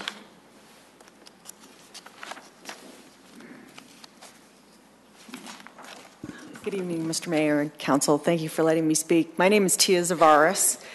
While I have a Littleton address, I am not a Littleton resident. I reside in unincorporated Jefferson County. However, I'm here for two reasons. The first being my 73-year-old mother moved here from Arizona in November and has been living with me ever since. And we have been trying in vain to find the very affordable housing that you're seeking to address with this bill. So I recognize the problem, as does everyone else, that there's a lack of affordable housing. Secondly, the reason why I'm here is because I'm also an attorney, and I represent homeowners, the very same taxpayers that you do, when they have problems with construction defects and they have nowhere else to turn. I'm sure there's going to be plenty of people here today to talk to you about the merits of the bill, the basis of, the ordinance and the basis behind the ordinance. But what I want to draw your attention to is something a little bit more scholastic, which is the actual draft of the ordinance and the errors that are contained within it. So I just ask you to hear me out for that, and you can verify it with your own counsel or with general counsel. But I think that if you do intend on passing this ordinance, take some time, pause, think about the unintended consequences of these words, because there are some errors that could provide some unintended consequences. Specifically, I heard a lot of discussion today already about how this is not meant to address single-family homeowners. But your ordinance specifically does involve single-family detached homeowners. In the definitions section of the common interest community, it pulls in single-family homeowners. They are referred in there. So what that means is that with relation to your ordinance, with respect to the provision where the homeowners are not permitted to amend their declaration, that actually applies to single-family homes, townhomes, and condos. Now, if we're talking about the notice and the right to repair provisions, they only apply to condos and townhomes, and the informed consent provision only applies to condos and townhomes. But throughout this ordinance, it does not treat all owners similarly, and you want to make sure that your language is consistent so that it does that. This informed consent provision is something that's even more problematic, and I think it's really important to draw this to your attention. The informed consent provision, as I read it, is the idea that the homeowners association needs to provide informed consent to all of the homeowners as to what's going on with the lawsuit, or before they file a lawsuit, if they have a problem. 60 days before they're permitted to go to the builder to seek redress or let them know that there's a problem, they have to provide this informed consent to the homeowners. If you notice in page 9, paragraphs 7 and 8 of the informed consent, this ordinance requires the homeowners to be told whether the builder has been offered to make any repairs, and if so, whether the builder has made repairs. And further, they're required to disclose what the steps were taken by the builder in accordance with this chapter. Neither of those things can occur because this notice has to go out 60 days before notice can be sent to the builder. So I hope I'm clear with that inconsistency, in that you have requirements in here listed that can't actually take place in this disclosure letter because the board members aren't permitted to do it. So my plea with you tonight is to not rush this through. If you're serious about actually making a change and passing this ordinance, pull in people who do this type of transactional work, who represent homeowners associations, and draft these documents, and it can actually give you accurate law or accurate wording so you don't have unintended consequences. But I just ask that you look at your language. Thank you. John Harris, and then Kent Bagley.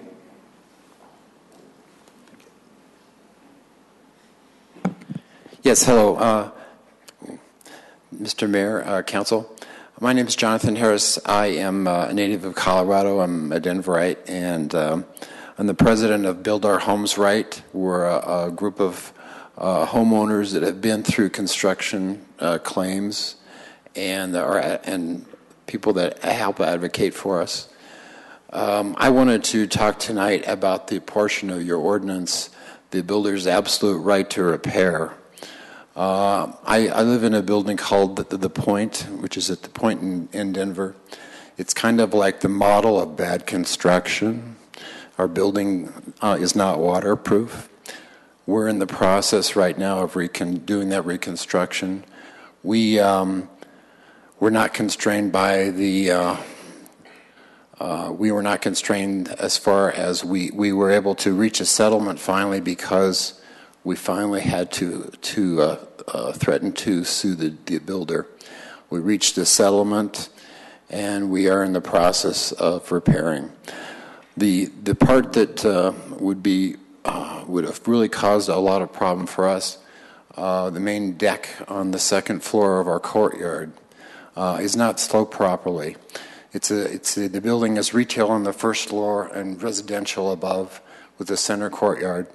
The center courtyard was not sloped properly, so the water didn't run to the drains. It ran inside the units and caused flooding. When it was pointed out to the builder that the problem existed, what they did is they went in and they added additional drains. They didn't attempt to fix the slope or anything. They went in and they added additional drains. They put them in such a fashion they made the problem worse. There is it's kind of complicated, but the deck is 2 levels, and they added the drain to only 1 level, so it was only draining part way. That caused additional problems when in the wintertime the drains froze, and then we had additional water buildup, and then ice, and it was very dangerous. The concrete started spalling. At this point, what we've done is we've gone and we've torn up the entire top layer of concrete. We had somebody come in, a reconstruction company came in. They have resloped our deck, re-waterproofed, and now we're putting a paving system down. Now the water drains away from our units. If we had the problem where it was absolute right to repair, the builder would have said, "I'm done," and they did. And so I'm concerned about that in your ordinance. I think you should consider striking that out. Thank you. Thank you, John. Kent Bagley, then Kay Watson.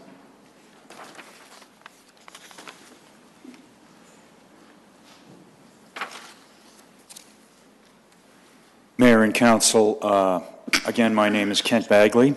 I live at 1467 West Briarwood Avenue in District 3. I wanted to indicate that with the discussion tonight, nobody wants to see builders construct substandard structures. I mean, that is not the issue. I notice that both Councilwoman Brinkman and Cole were the initiators of this ordinance, and I thank you for that. I support the ordinance regarding repair of construction defects and handling this. I want you to know that I was a participant on a working group initiated by the Denver Regional Council of Governments in 2012, and the main purpose for that was regarding the implementation of the Dr. Cog 2035 plan. the issue of construction defects and the impact on the construction of moderately priced, new, for-sale, multifamily townhomes and condominiums was seen by the group as one of the most critical issues, limiting this type of construction, number one, and also implementing the 2035 plan as an opportunity to make sure that the plan came to fruition. And I now know we're working on the 2040 plan. This spawned a consultant study that was done on the issue, which was a precursor for attempting to get state legislation, which has been going on for the last 2 or 3 years, passed to ameliorate the situation. I think, and it was defined, that Littleton is following the lead of Lakewood and Lone Tree in the adoption of this type of ordinance. And this is a home rule city so that we have the ability to do that. And it helps to correct the problem, and it is a laudable attempt. So please pass the ordinance. One of the comments that was made by Councilman Stallman was that in 2003 and then again in 2007 there was some legislation that was passed, a homeowner protection statutes. And I think one of the things that's happened is that the pendulum has swung so far to the homeowner protection side of the pendulum that this is talking about something that's more balanced. And I would say in many cases, the awards that have been made have not gone into actual repairs. I'm not saying that the people that cited some of that tonight were not getting their units repaired, but significance awards go to trial attorneys, probably 20, 40, 50%, so that the amount of money that actually goes into the pockets of homeowners and then into repairs is diminished, and the actual repairs, and I can cite many, many cases that I've heard of where the repairs were never done. One of the Coble projects over in Greenwood Village is a great example of that at the Preserve. So thank you for your time. Thank you, Kent. Kay Watson, and then David McLean.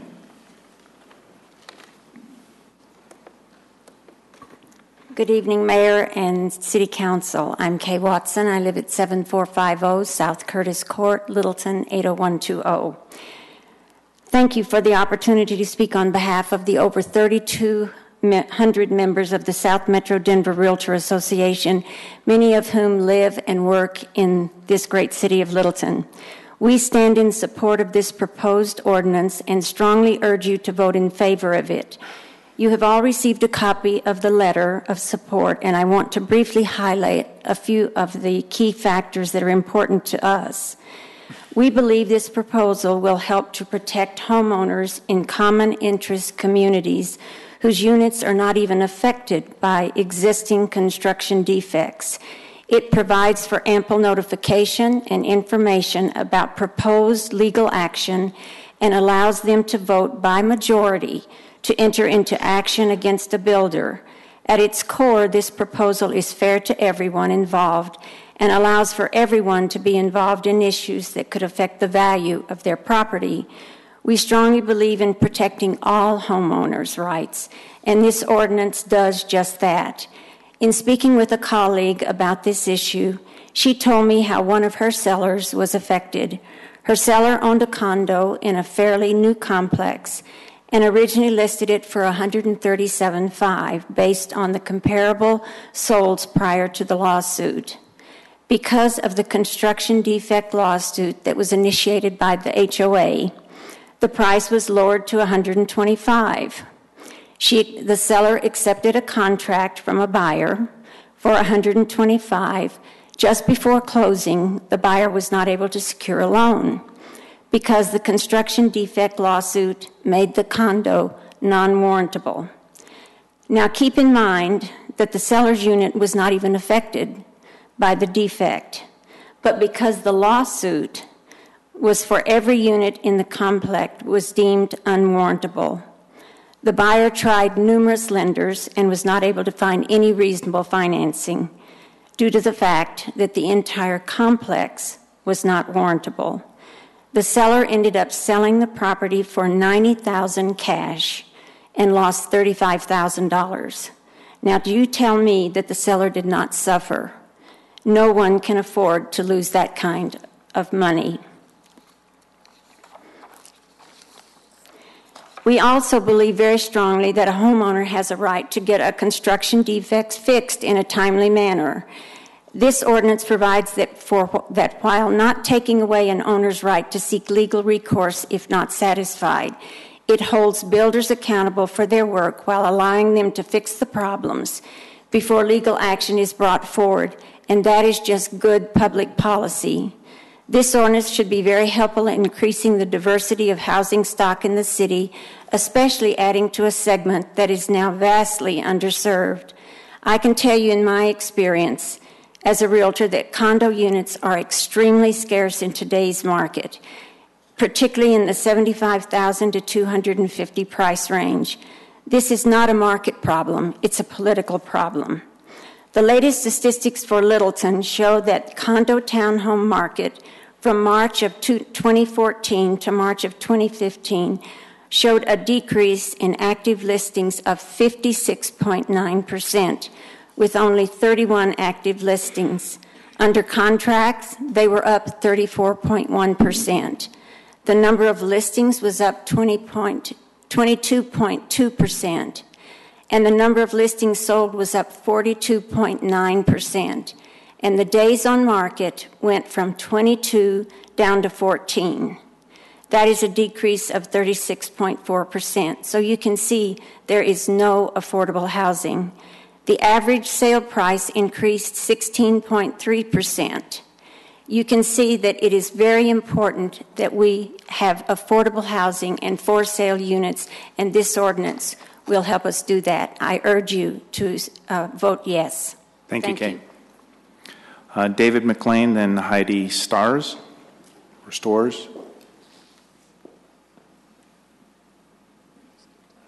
Thank you, Mayor, council members. My name is David McLean.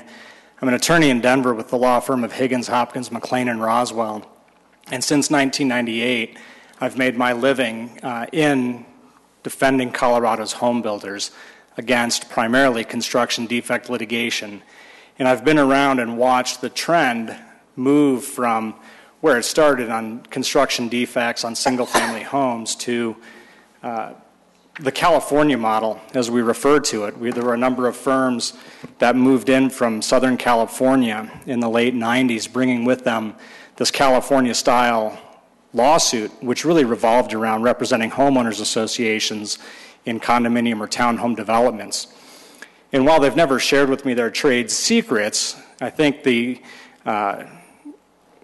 general wisdom, conventional wisdom on it is that it was all about aggregation of claims.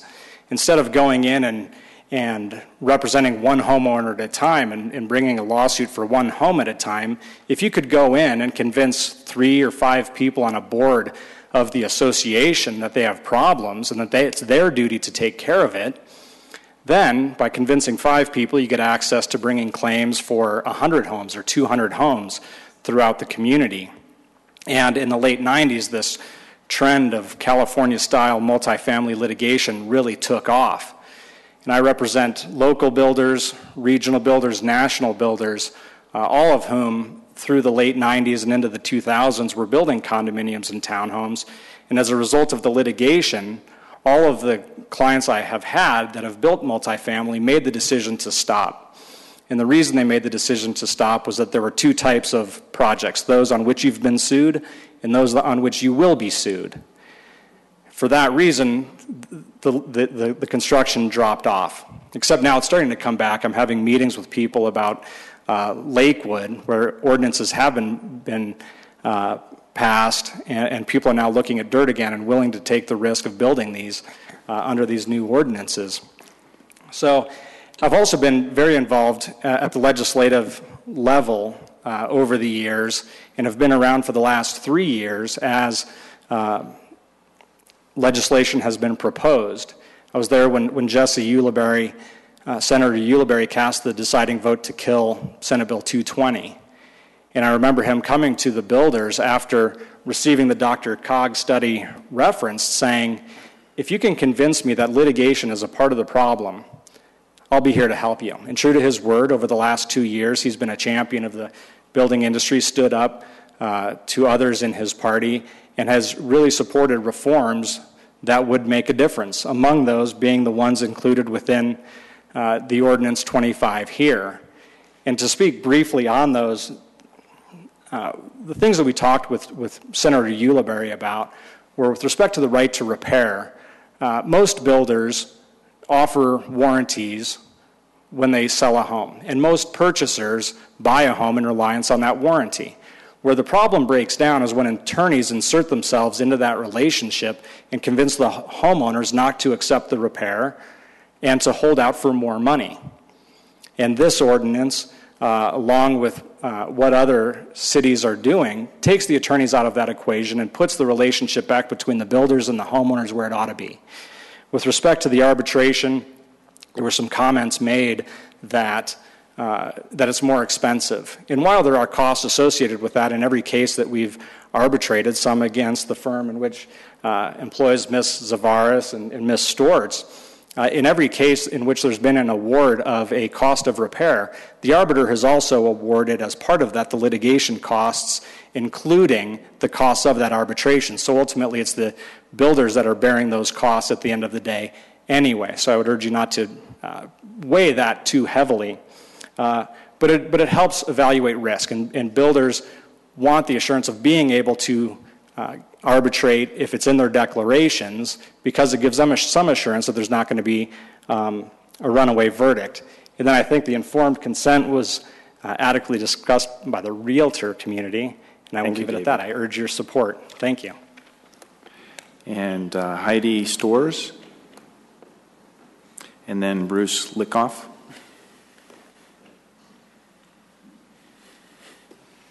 Thank you. Good evening. I'll try to address some of the questions that were posed earlier about the history of construction defect law and the laws that govern this area. And I will tell you that there has been a dramatic pendulum swing, and that swing for the last 29 years, with one exception, has been in the direction of the builders and has taken away rights from homeowners and increased the power of builders to not be held responsible for their work. The one instance that was mentioned earlier where there was a step made towards the homeowners and in the homeowners' favor was the Homeowner Protection Act of 2007. And what that law said was basically, builders and developers, you can't create your own immunity in your declarations or in your purchase and sale agreements with homeowners. You can't actually say, you know what, you can't hold me negligent. You can't bring a tort claim against me. And so that law was passed on the basis that that's against public policy. People can't just excuse themselves from responsibility in that way. That was the one step that was taken towards homeowners. Before that, a pretty comprehensive bill was passed. It's the Construction Defect Action Reform Act of 2003. It's actually referred to as SIDARA 2. That bill has been in the law since 2003. It provides for a notice of claim process. It provides for a right to repair of the builder-developer. What it does, however, it preserves the homeowner's right to be able to say, you know what, that repair that you're proposing, I don't think that's going to solve my problem, and I don't need to let you into my home and have you jackhammer out my concrete basement floor to do a repair that I don't think is going to solve the problem. It allowed the homeowners to negotiate with the builder to try to get to a better repair or a repair that solves that problem. What your ordinance does is it takes away that ability of the homeowner to decline a repair. It basically says that the builder has an absolute right to perform whatever repair they want, and the homeowner cannot impede, impair, or prohibit the builder from performing that repair. That means a builder can enter into a home and perform a repair that you believe is not going to solve the problem. And you have to live through that, and only after that repair is done and you can show that the repair wasn't effective can you bring a legal action. Also, with respect to the notice requirements that you're proposing, those have largely been in effect since 2003, since SIDARA 2 was passed. The difference is now you're requiring all of that notice to be provided 60 days before the builders even put on notice of a problem. You're requiring the homeowners to be able to disclose that how much it's going to cost to investigate the claim, what the claim is, what the repairs are going to be, how much is it going to cost to fix the property. All of these things that the homeowners actually don't even know at that point in time, and they won't know for some time. Also, what you're doing is you're requiring that notice 60 days before the homeowners can even stop the clock on these claims from timing out. Right now, those same notice requirements in large part are required, but they're required in between and after the notice of claim process, but before a lawsuit or an arbitration proceeding is filed. So those notice requirements are required. The timing, however, is much more appropriate and reasonable for homeowners to comply with and be able to make sure that their claims don't time out while they're figuring all this stuff out. I've heard it a couple times that these bills and these ordinances that they've been promoted after speaking with all of the stakeholders at the table. I can tell you homeowners haven't been part of that conversation, and homeowner associations and the trade industry that represents homeowners associations have not been involved in that conversation. We don't know why. Lastly, there's been... Okay. Any questions? Okay. Next, Bruce Lickoff, and this will be the last on our roster.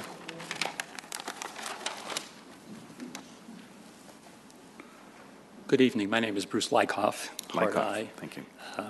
And I am a lawyer. I practice in Denver and in Colorado. But I'm not here representing any clients, and I'm not here representing my law firm. This has become a personal interest of mine because I think it's such a large policy issue as such. I would like to point out that this ordinance, as with the Lakewood ordinance, really does have a pretty strong balance and does provide a number of rights from homeowners that they don't have at this point. For example, they get to know whether their builder is willing to make a repair quickly because your ordinance, if adopted, requires a quick answer. Under current state law, there's no real requirement as such. They also have an opportunity for the builder to repair. You've heard some discussion on that on both sides, but frankly, I think this is a matter of common sense.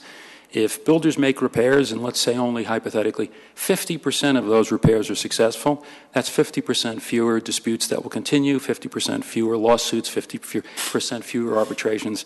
Just seems kind of obvious to make that try. As an analogy, and frankly where this came from, Colorado has a so-called lemon law with respect to automobiles. Don't know if you all were aware of that. Other states do too. And if you buy a new car and you believe that it's defective and is a so-called lemon, your auto dealer has 3 opportunities to fix it before it's considered a lemon. And that's an absolute obligation. They have a right to try to fix it. This ordinance only talks about 1 opportunity, obviously. The other thing, and I think you've heard this, is if the builder does make repairs and the owner believes they're unsatisfactory, the owner hasn't waived any rights. So it's kind of the best of both worlds in a sense. You get the builder to attempt to repair it. If it works, that's great. You go on with your life. If not, you can bring your action. There are also a lot of other good reasons for having builders have the opportunity to do the repairs. They have the network of subcontractors that were involved. They have some leverage, usually, and some clout. They know the building because they designed it and had the plans. And frankly, it's easiest for them to make a reasonable opportunity to fix it. Other things that are very helpful, I think, for homeowners in this ordinance is the repair work is warranted for a period of 2 years. The owner doesn't have to negotiate that. That's in your ordinance. That's in the Lakewood ordinance. So there's some protection there. If it's a bad repair, even if the owner doesn't know it immediately, they have another opportunity. With respect to homeowners associations, owners who are not serving on the board now have the ability to participate, hear about what's happening, consider the consequences, and vote. And they can vote yes, they can vote no. There's no obligations otherwise. Other things I do want to mention to you, because there was some discussion about owners changing declarations. Your ordinance and Lakewood's ordinances, similar ordinances, have a pretty small impact on owners being able to change their declarations on a wide variety of topics. This is one very limited topic if the declaration has arbitration. And I can tell you, because that's my practice, I do a lot of drafting, I don't go to court. There's usually a great deal of thought put into what's in a declaration, how will it make the community work well, and how does it balance the owner's risks. And what we're hearing on the other side is folks think they should have the right to change the basic business deal that was struck back when they bought their home, later on when only one party is at the table. You'd obviously say that would be ridiculous if one party said, I think I can change the price 2 years later. But in essence, that's really what's happening, because when the builder sets his price, he determines his cost, his materials, his risk, what the insurance was, and if somebody says later on, I think I have the right to change your risk, that basically changed the price, and that could be, as you heard, up to 8 years later. That's pretty dramatic. And the only place where you really see this is in real estate, because take a look at the warranty you get when you buy a car, a smartphone, a watch, anything else. There's an express warranty, and those are the terms you live with. And if we ignored those warranty agreements, folks who make those kinds of products, obviously they often make them out of our state, would stop selling here. Can't do that with homes because you can't go out of state and move it here. Thank you. Thank you, Bruce.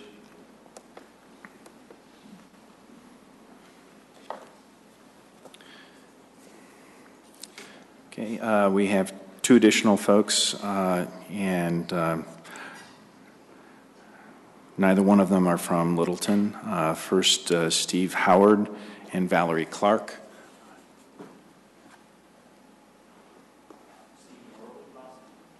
Is that Norwood? Yes, okay.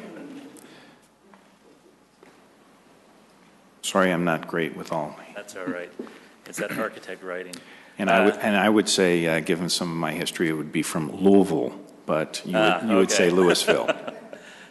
I'm Steve Norwood. I'm the principal of Norwood Architecture. I've been practicing for over 25 years. I've been working in this environment of construction defects for some time. My clients have included builders, developers, contractors, homeowners, owners, counties, cities, architects, engineers. Thanks. I did several years of work for Arapahoe County on construction defects in their jail.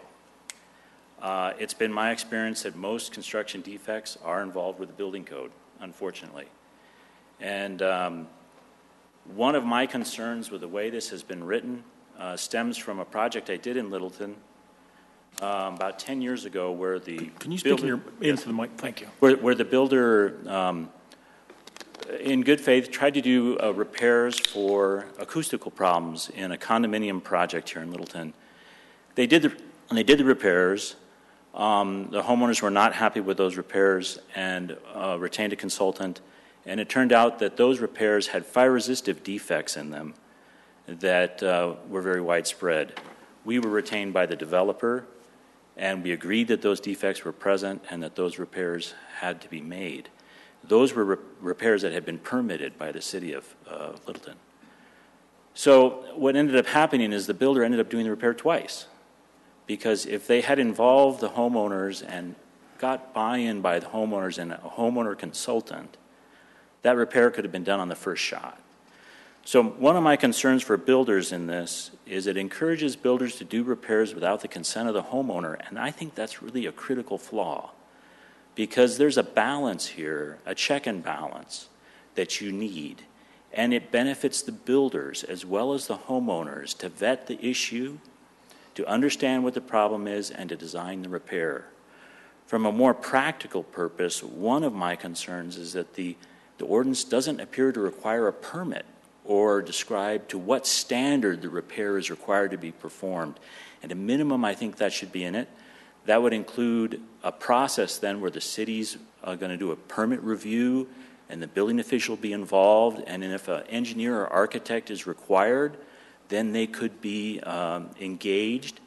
On the one that I'm talking about, we worked with the city as the builder's representative, and a separate code consultant was retained by the city because it was a serious life safety concern.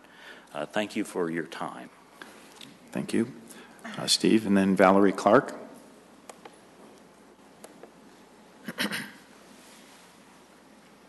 Just recently, I'm Valerie Clark, 2330 East Fremont Avenue, Centennial, 80122. Just recently had a condo, a lawsuit resolved because of defects. And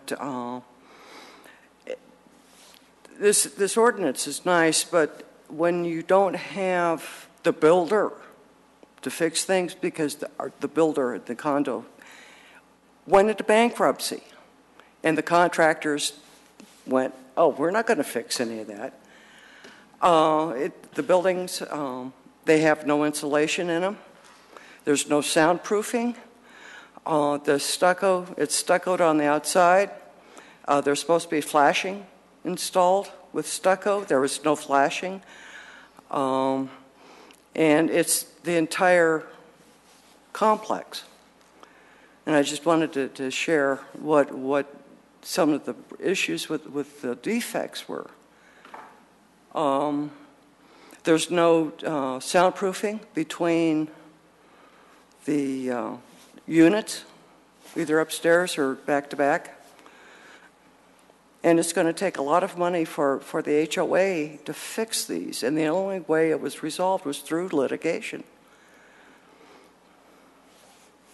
So I'm just, giving you my story and letting you guys decide. Thank you, Valerie. Okay. Stu Maher.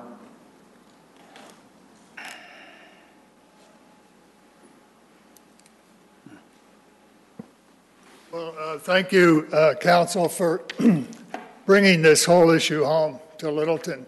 It's not getting anywhere at the state level for years and years, and I think that you're exactly right in proposing this. I applaud the purposes you've outlined here.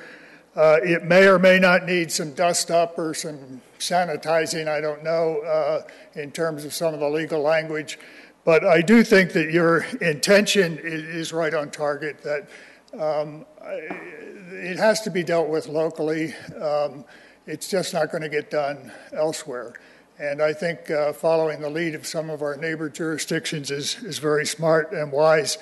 You've been very successful in Littleton, the staff, the council, in outreach to the community, involving community in city issues, and for example, your recent mediation outreach.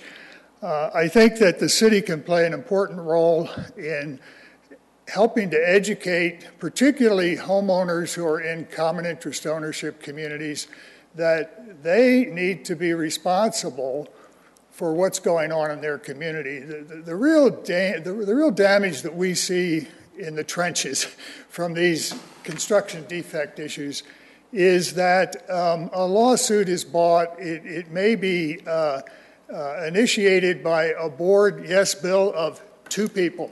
They agree to take the condominium association into a lawsuit. It shuts down the entire ability of every homeowner in that place to really exercise their property rights of selling their property, transferring it, because the lawsuit just throws a cloud over the title. They can't move. It's tragic. And that's where the damage is. I think that your initiative to educate people and to work with the homeowner associations to make sure that everybody there knows what they're buying into when these suits occur, and if they have the stomach for it, go for it. But understand that there's a lot of entailments and implications. So I would encourage you to continue to outreach to the local communities, the homeowner associations, and continue to try to get some resolution of some of these impasses that we've been seeing because of construction defects, get some resolution on a local level and get it early and not wait for these things to drag on for years. So thank you again, and move forward. Thank you, Stu. No one else has indicated any interest. Is there anyone else? So the public hearing is going to be closed at 8:38, and Council, we're going to take a 10-minute recess.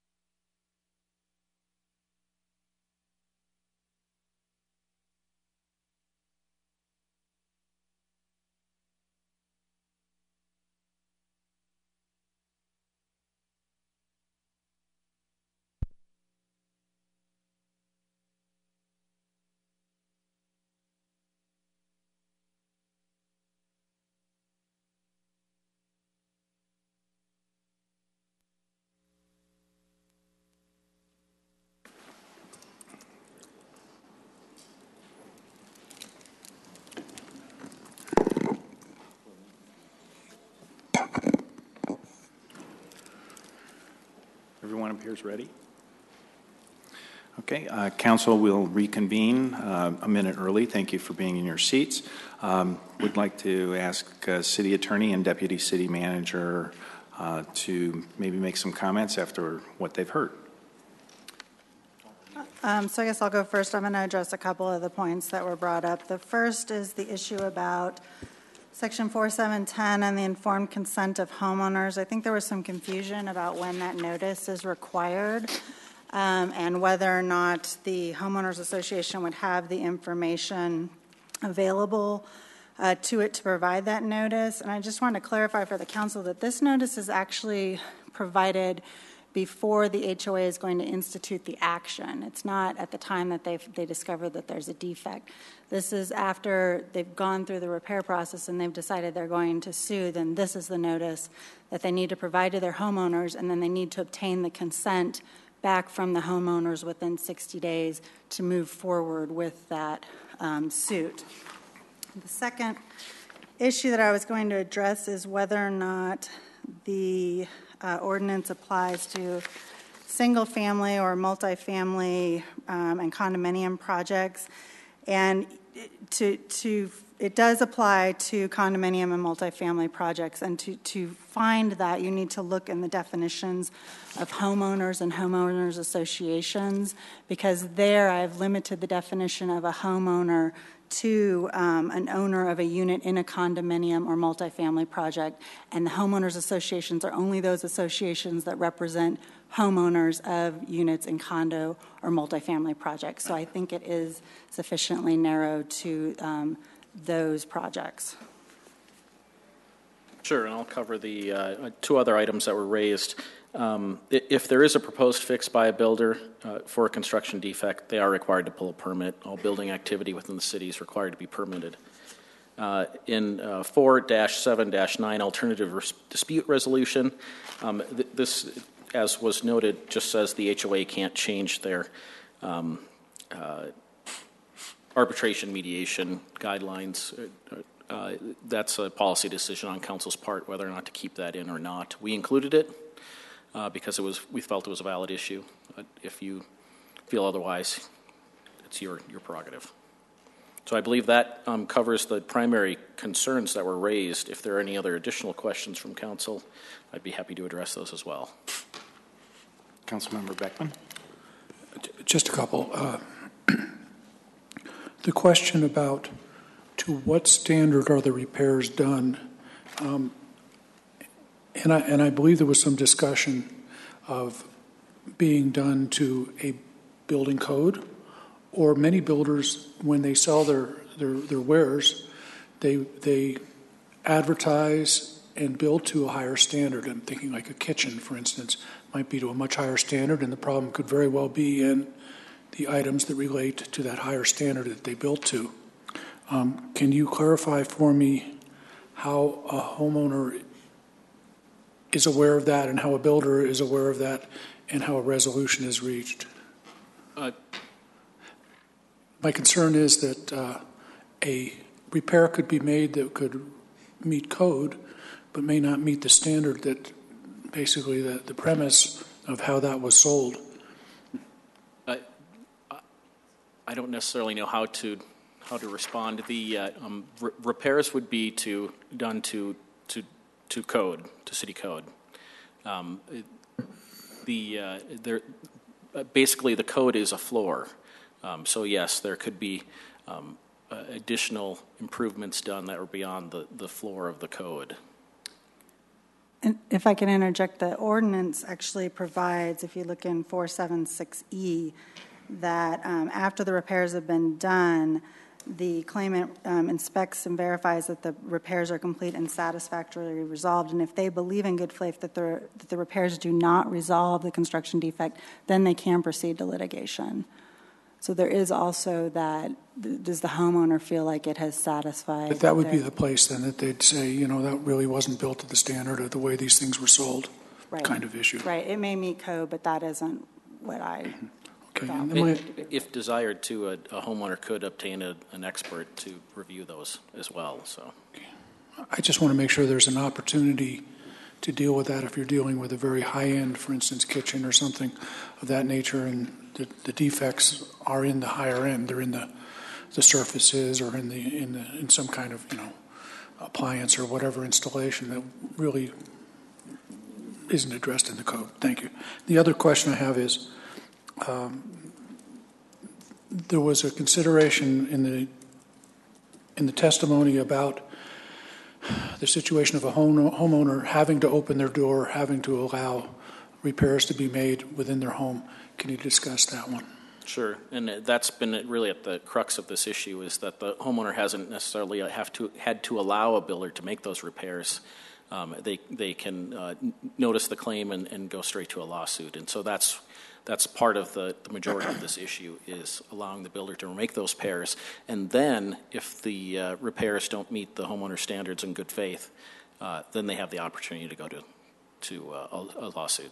But it does require them to open the location up to the first set of repairs. Correct. In the ordinance states that they can't impede a builder from making those repairs. Other questions? Looking for a motion?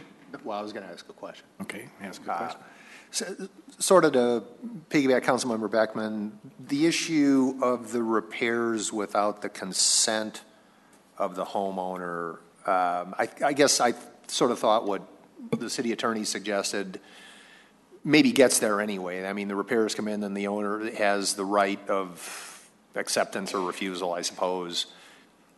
Is there anything we could do that would be, I don't know, preferential in terms of having some sort of a step in between there that says, you guys have to agree on what the repairs are going to be between yourselves before they commence, or is that implied?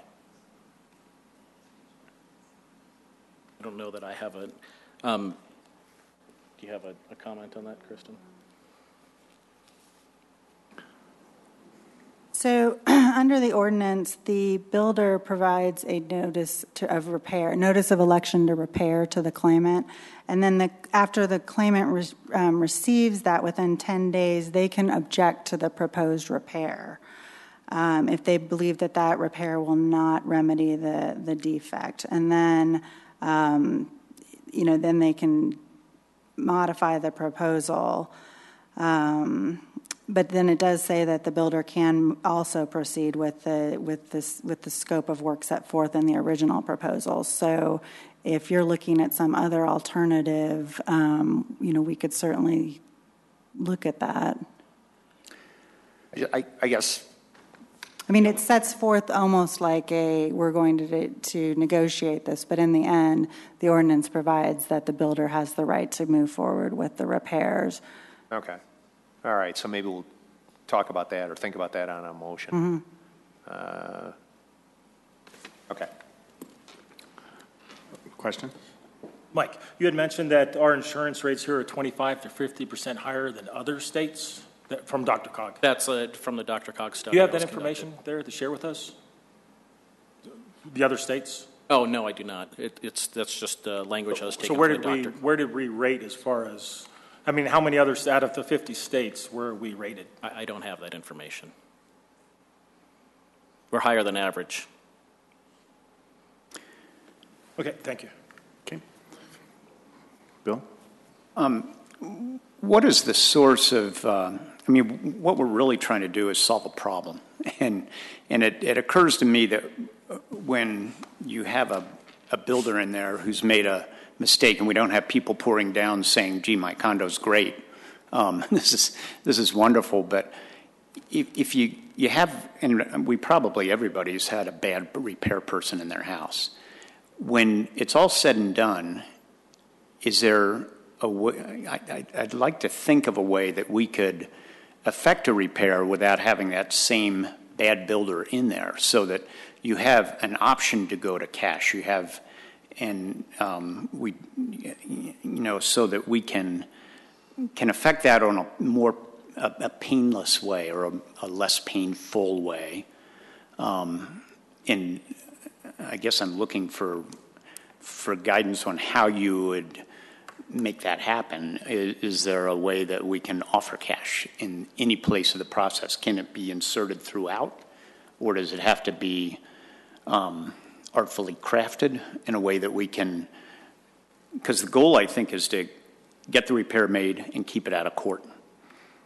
Force people to talk so that we either get the repair made satisfactorily on a timely basis, or we have a cash settlement so they can go find somebody they like to get the repair made. Does that make some sense how we could address that? Is there a way we could sculpt that into this motion, or and have either the builder or the owner elect that? Because they're probably pretty sick of each other by the time we get to this ordinance. It could be considered. It would. We need the parameters from you on how to craft that, but that can be made as part of the motion when you have that opportunity. Council, at this point in time, looking for a motion.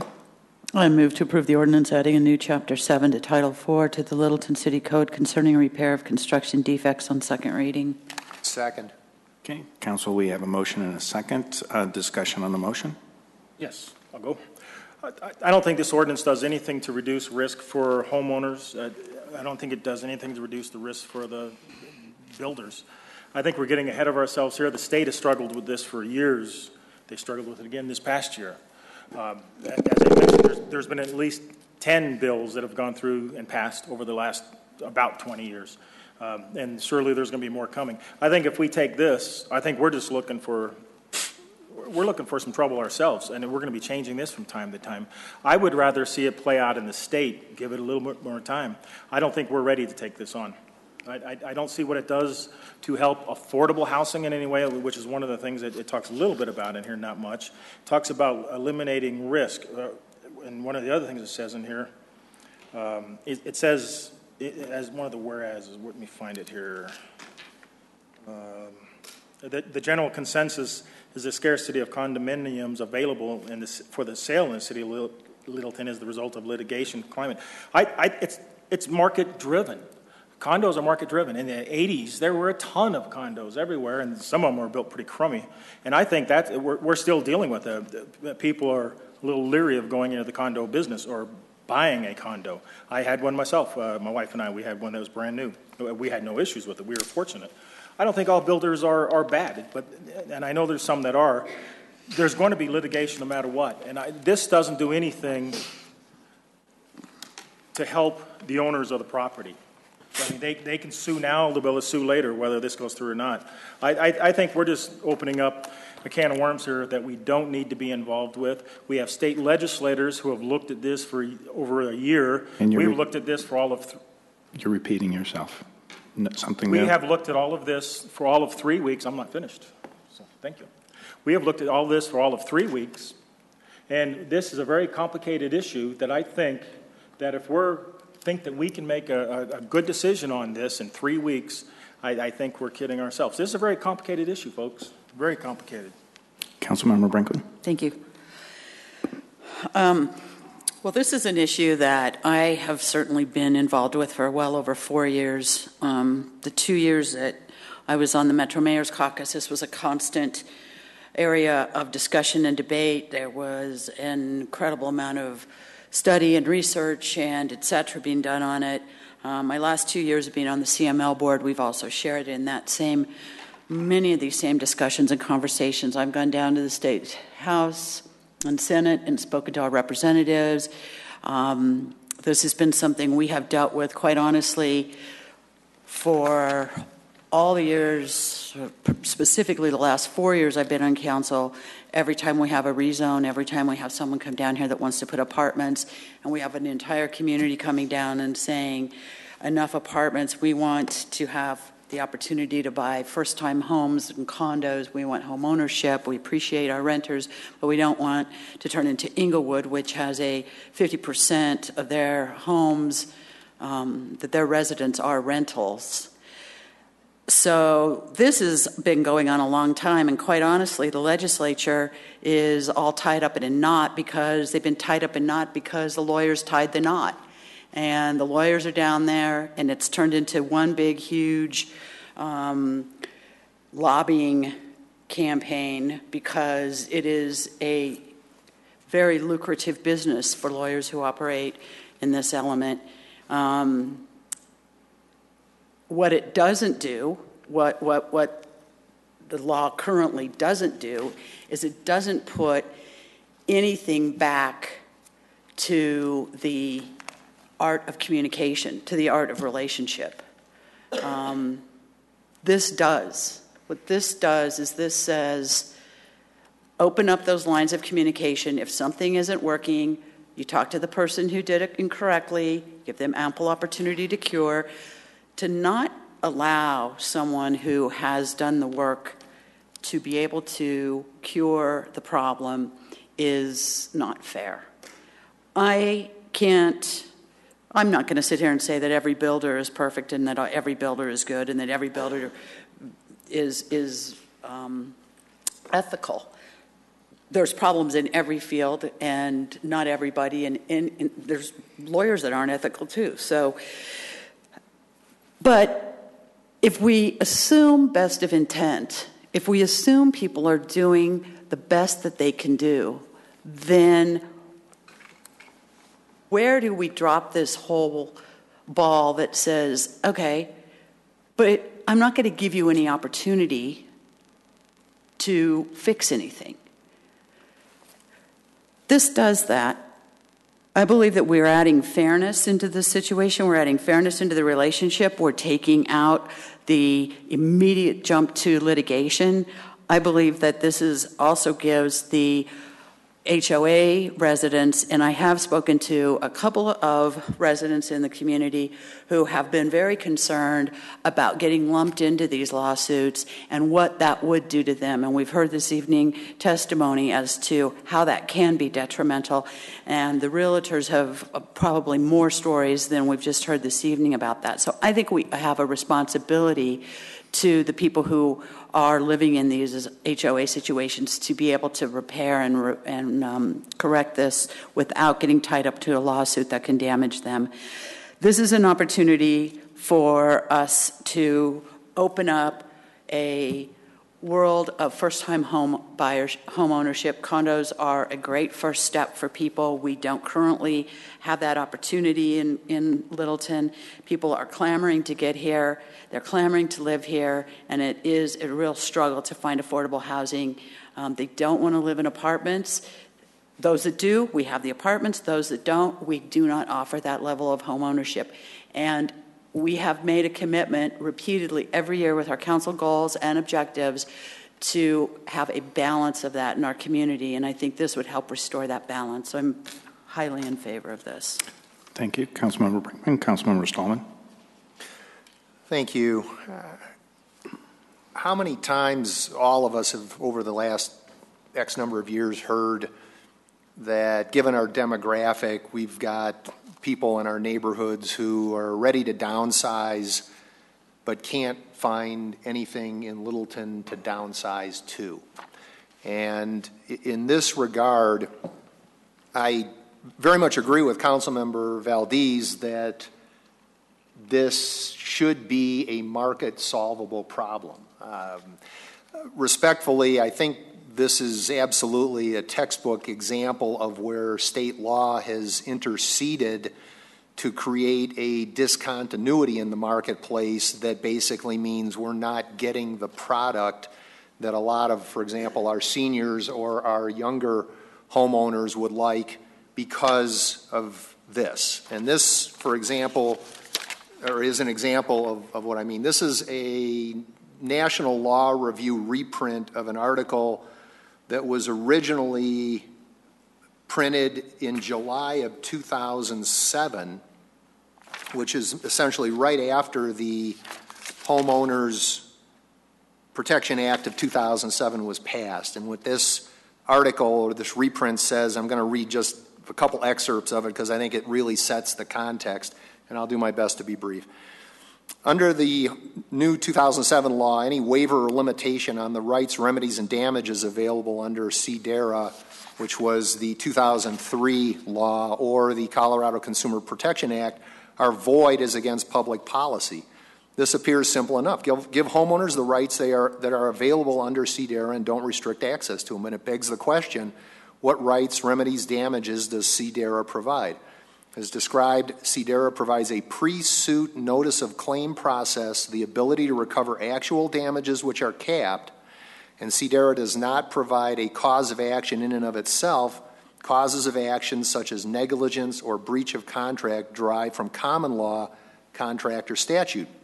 So the impact of the 2007 law should be limited, right? Well, not exactly. The law can and will be applied broadly. For example, the law is not specific to purchase agreements and can apply to governing documents such as homeowner declarations. Any provision in any document that directly or indirectly limit a home buyer to damages less than what is available under CDERA is void. Similarly, no document may limit the time period to bring suit for construction defects. These are obvious limitations imposed by the law. Less obvious is the law's impact on express warranties. While any express warranty can still be provided, arguably it cannot be provided in exchange for a disclaimer of any implied warranties and cannot be in any way limit current statutes of limitations or any claims that may be brought by the owners, such as breach of contract or breach of implied warranties. And these are very broad, undefined standards that increase risk of defect claims. Essentially, the last paragraph in this article, again, this is from 2007, says the 2007 law will have a substantial impact. However, its full impact remains to be seen, and it is safe to say, however, the impact will be felt to the detriment of developers, builders, and homeowners alike, and I dare say to cities who are trying to do what we are trying to do, which is, in accordance with our comp plan, encourage housing that responds to changing demands in the local housing market, strengthen our downtown area by increasing housing diversity, and for planning purposes, refer to diversity as a mix of building types, including a variety of housing styles, including condominiums. The arguments that favor the status quo fail essentially to recognize that in Littleton, the status quo is not working. There was a reference to the Dr. Cog study, which was quoted in a Colorado Statesman article that basically said, home builders surveyed said they have no plans for building attached for-sale housing in the state, suggesting the risk of being sued is just not worth it. So in my opinion, what we have done is we have essentially the market forces that would normally fill this market niche have been perverted because of a state law that, as was described, has the pendulum has swung too far to the other direction. There are always going to be extreme examples of situations where somebody's got an issue or somebody had something really nasty happen, and obviously there's great sympathy for that. And the thing with this is, however, we're providing with this ordinance options up front to take attorneys out of the loop. If those options fail to reach a resolution, the existing remedies are in place. But by providing an exit ramp from straight litigation to begin with, hopefully we can entice people to come in and start building the type of housing product that we're obligated to fill in from the standpoint of what we as a council and our goals and objectives and in our comprehensive plan have said that we're obligated to do. So in that regard, I find this to be a very credible effort in terms of trying to address some of those issues. I would like to make a motion at the appropriate time, and that doesn't have to be right now. So if we want to get through public comment or council comment, then we can come back to that if that's okay. Thank you. Council, other comments? Peggy? So it seems to me we're conflating a couple of desires. One is to have to deal with the construction defects. One is to have affordable housing. There are probably a couple other things we're conflating too, but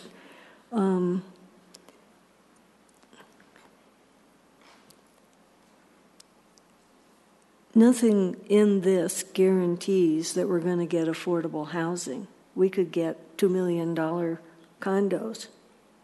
maybe even more, but whatever. So nothing in this is as far as I can see, is dealing with that. But a second concern I have is in the section on the builder's right to repair, section C, within 10 days after receipt of the builder's notice to repair, claimant may deliver to the builder a written objection to the proposed repair if the claimant believes in good faith the proposed repairs will not remedy the alleged construction defect. The builder may elect to modify the proposal in whole or in part in accordance with the claimant's objection and proceed with a modified scope of work, or may proceed with the scope of work set forth in the original proposal. So it seemed to me there should be some option to have another party look at the problem and offer a remedy or whatever, so that there be some way to have someone other than the builder address this, or at least to have some resolution if there are two different views on the best way and the cost of fixing something. I think I said that clearly, but maybe not. Anyway, so I have a couple of issues with this. I'd love it to be perfect, but maybe we can't get it perfect. Councilmember Beckman. As I look at the community and what would be the benefit of doing this, I see a couple places. Primarily, we're landlocked, but we have one area next to light rail that would certainly have a different complexion if owner-occupied housing was available at the entry level versus only rentals or only single-family homes. So we do have an opportunity to influence the mix in Littleton in one area particularly, and that's down at Mineral and Santa Fe. I would hate to miss the opportunity to do that because we waited for 2 more years to have the state figure out what they were going to do, and then 2 more years, et cetera. So I see some need for that to be done now. The other is we've had a couple builders say they're going to build rentals, but they're going to structure them in a certain way that they could be broken out as a condominium in the future. Things like electric meters were discussed and those kinds of things. Well, we're not going to have too many other than what I mentioned, places where someone could come in and build a brand new condominium, but it might change the nature of some of the rentals that have been planned for the city now. So there's another opportunity.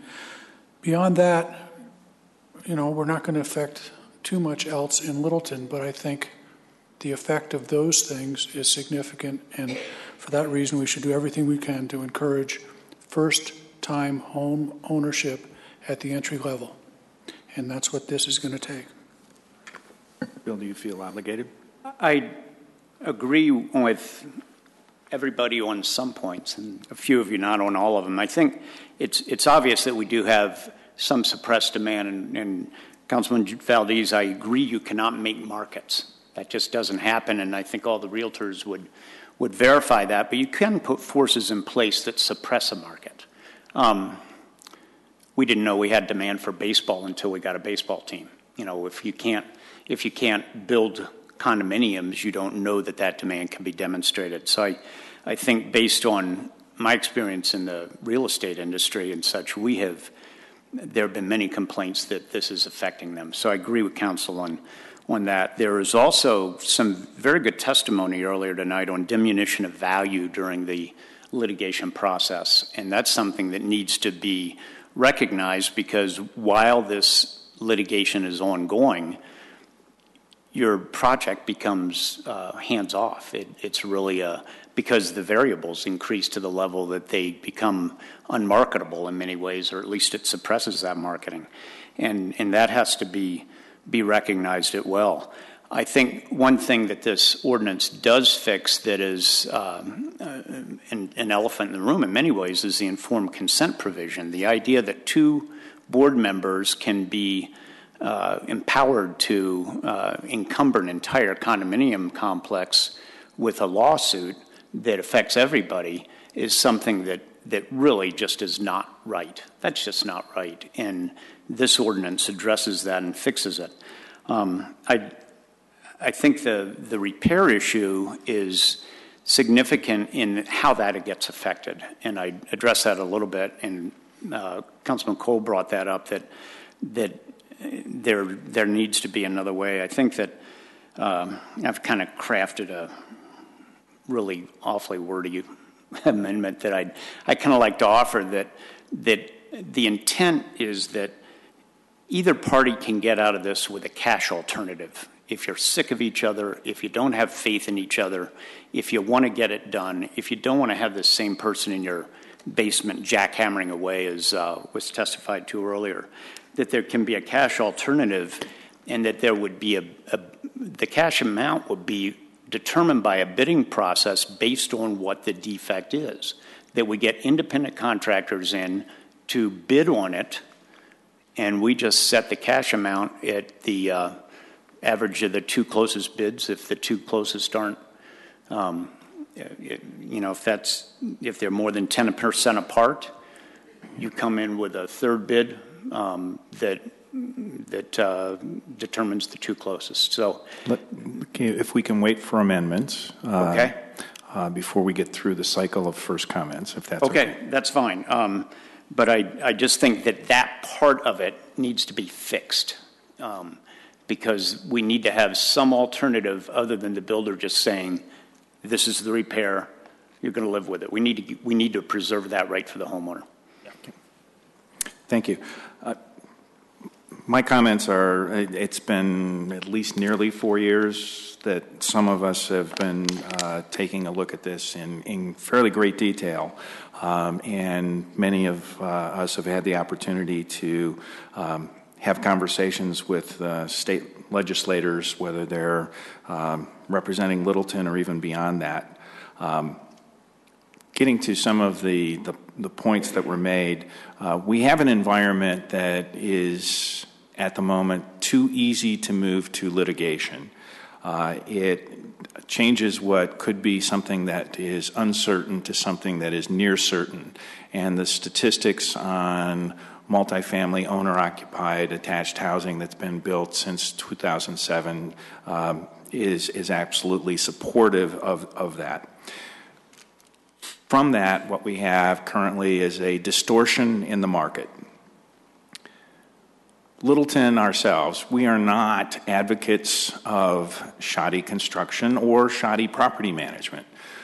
We have things that we've put in place for multifamily apartment inspection that actually looks at that. We're not looking for folks to live in substandard or imperfect housing that's been caused by either property management or construction. We're advocates for conversations. We've put in place a mediation process where folks can, neighbors to neighbors, and it could be business to business, actually have conversations. And those things are very important and are key to us wanting to have our sense of neighborhood that we have. When you're in a situation where you've bought something and it's not right, okay, my conversations with folks is they want to get it fixed. They want to find a way to get it fixed in an expedited way so that something that is less than the expectation that they should reasonably have isn't there. And I believe that the ordinance that and the code components that we have before us will do that. It does not limit the ultimate recourse that folks have as property owners. It was mentioned around informed consent being very important. Some of the folks around the table know that my day job is working as a financial advisor. On occasion, sale or refinancing is something that's very important, either because someone's moving, they're changing a job, not just in those environments where they're looking to upsize or downsize or necessarily looking at those informal pieces. The current situation is disastrous when folks, for the first time, may find out that their property is encumbered. Their property right to sell for other than cash, their property right to refinance has been taken away by a very small number of folks, okay? And that is just one of those things that's very difficult. And relative to affordable housing, I had the opportunity to testify before what is known as a Kill Committee last week on Senate Bill 177. Representative Salazar asked continuously whether anything like this can guarantee affordable housing. The response to that is, absent this, there's a guarantee that we will not have this type of affordable housing, owner-occupied, multifamily attached housing. And that has been proven in the market. So, in addition to others here, not necessarily the whole group, I am a significant advocate for moving this forward. So, first was Councilmember Stallman. Well, essentially, I think several have mentioned it. I think Peggy and Bill as well. The issue of specifically 4-7-6 subparagraph C. The issue of the builder may elect to modify the proposal in whole or in part in accordance with claimant's objection and proceed with the modified scope of work, or may proceed with the scope of work set forth in the original proposal. So the gentleman's comments about consent between the builder and owner at some level. I guess my preference tonight, given the hour and given the content we've dealt with, I'd be inclined to go ahead and pass the ordinance we have, but then have staff come back with some revision to the ordinance to address the consent, because I'm not sure I'm smart enough at this juncture to come up with the right language to basically cover all the bases. So that's the suggestion, I guess, if people have an agreement with that. And I think, as you know, that's always our preference, is you not draft ordinance on the fly behind the dais. So we would certainly support that as an action. I'm not afraid of doing that. we are. I was told this job was fun. Is that? That comes later. So what are you looking to do again? So that essentially, I like the comment that several of us have echoed with the gentleman that provided testimony about the issue of getting consent between the builder and the homeowner before the builder goes in and actually does what the builder thinks need to be done. Mm-hmm. So, but I don't have the right to the city manager's point. I'd soon have him come back with language that's well thought out, as opposed to just coming up with it tonight. Would you be opposed to tabling it then? I think I'm comfortable with what we've got, because this is going to go into effect in the short run, but I mean, we're not going to get a new project, in the next 2 weeks. So I think they can come back in the short term and address it. We just make an amendment to fix the ordinance on a subsequent reading. Would be my preference. Does that address your concern, Councilman? Well, it partly does, and I think if I hear you right, Bruce, that you're saying that you want to fix it so that there's more negotiation between the builder and the homeowner. I'd like to include the part that there is an out if they can't reach agreement, that they can get that builder out of there, and I think both parties would be happier in the long run, and that's what we're really trying to do, is keep it out of court, have everybody get a good solution, and I think that might be part of it. So I would not be opposed to passing it with the understanding of council with an amendment to go back and fix it based on those provisions. Okay. We're good with that. So if we pass it and then we want to do that, what has been suggested, will we not have to have 2 readings? So why wouldn't we just could we get this done for our next regular meeting, so that we can amend it, just table it until our next regular meeting? Is there any other support for tabling that? Pardon? Well, I'm just asking whether that it's could up be to done. councils. Either action is appropriate. It's up to you. I mean, it doesn't make sense to me to do something and then have to have 2 readings. What it does is a it council decision. limits the testimony that we might have to have, or it focuses the testimony that we might get.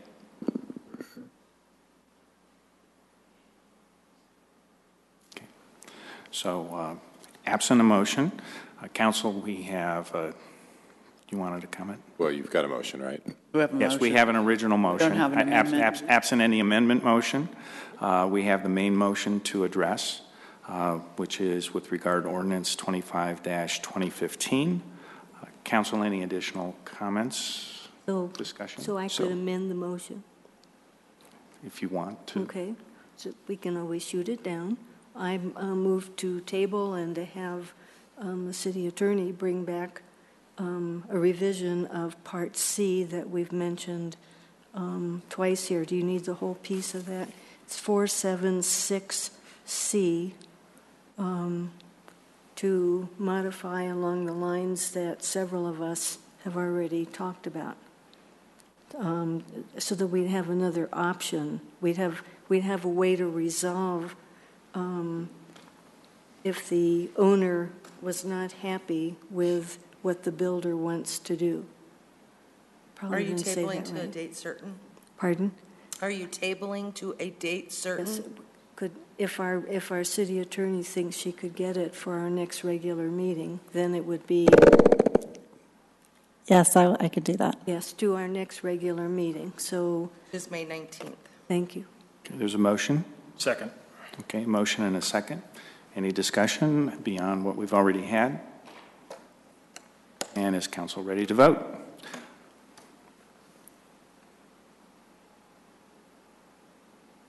Oh, geez. I pushed it up. It was already on something else. Sorry. The vote is 3 in favor with Councilmember Stallman, Beckman, Councilmember Cernanek, and Councilmember Brinkman voting no. The motion fails 3-4. Okay. Council, we are back to the main motion. Again, this is the main motion is on ordinance 25-2015. And everything that Peggy just discussed in terms of what I think is the shortcoming, now we would like to see if we could get that back in terms of an amendment in the future, but pass the main motion now. I think that's, and I need to see if that's where we are. That's the question. Okay. So, council, we are back to the main motion. Can I ask a rookie question? So does this mean we're voting on the motion now, and if it passes, have we agreed to come back and with this supplemental? Do we have to vote on that? We have an understanding. We're good. We're good. Okay. Okay. Yep. Okay. So, council, with an understanding, but we're voting on ordinance 25-2015. At this point in time, council, ready to vote? Okay. The vote is 6 in favor with Councilmember Valdez voting no. The motion carries 6-1. Okay. Thank you, council. That completes our agenda for this evening. We are adjourned.